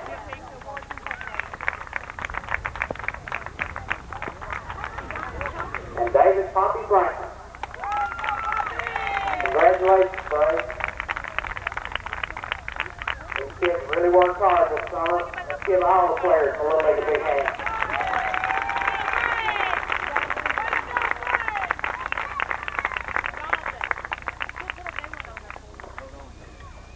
This brings us to the part of the program. Time to introduce the 1992 Glasgow Little League All-Stars. The way the All-Stars are voted on each year, we use a point system where all the coaches vote, and this year I let the umpires vote, because the umpires are the ones that see them all play, all the time. Some coaches only see players play when they play that team, and that's the only time they get to see them play. But the umpires are here for every game. Therefore, I thought the umpires should get a vote and deserve the vote. Point system is based on giving the top 5 players 8 points, the next 5 players get 5 points, and the third 5 players get 2 points. This year's team will have one team with 15 players. As I call your name, come and line up down first baseline. These names are in random order. From the Mets, Will Whiteside.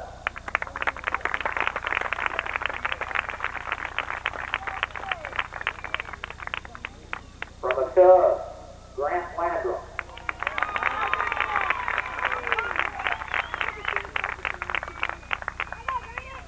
From the A's, Demetrius Shannon.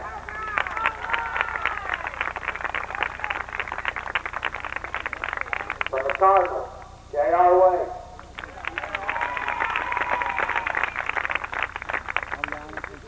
From the Expos, Corey Alexander.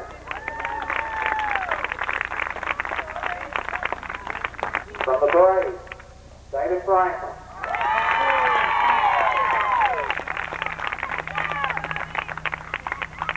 Also from the Cubs, Todd Leeson. Also from the Mets, Jonathan Wilson. From the Yankees, Bert Smith.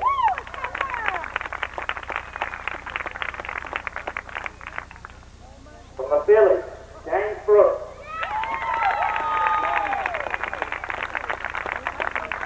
From the Dodgers, Philip White.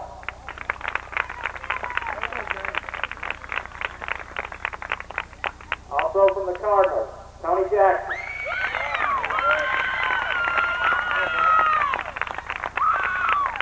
Also from the Braves, Chad Underwood.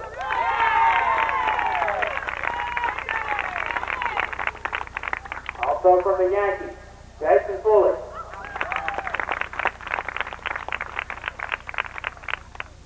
And last from the Dodgers, Marty Staff.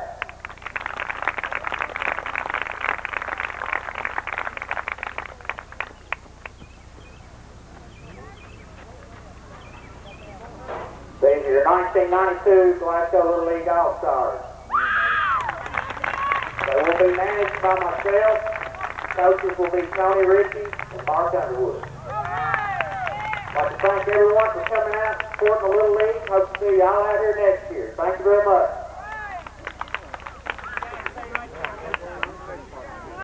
Have you or a loved one participated in a local event filmed by the Glasgow EPB? Maybe it was a school graduation, Little League championship, or musical performance. These are all events that have recently been professionally captured on video by the EPB to be aired on Channel 6. The EPB archives contain community, school, and church events dating back to 1990 and can be purchased by anyone. DVDs are $13 and would make a great gift for family and friends while preserving a timeless memory of a special moment in one's life. Call to place your order today.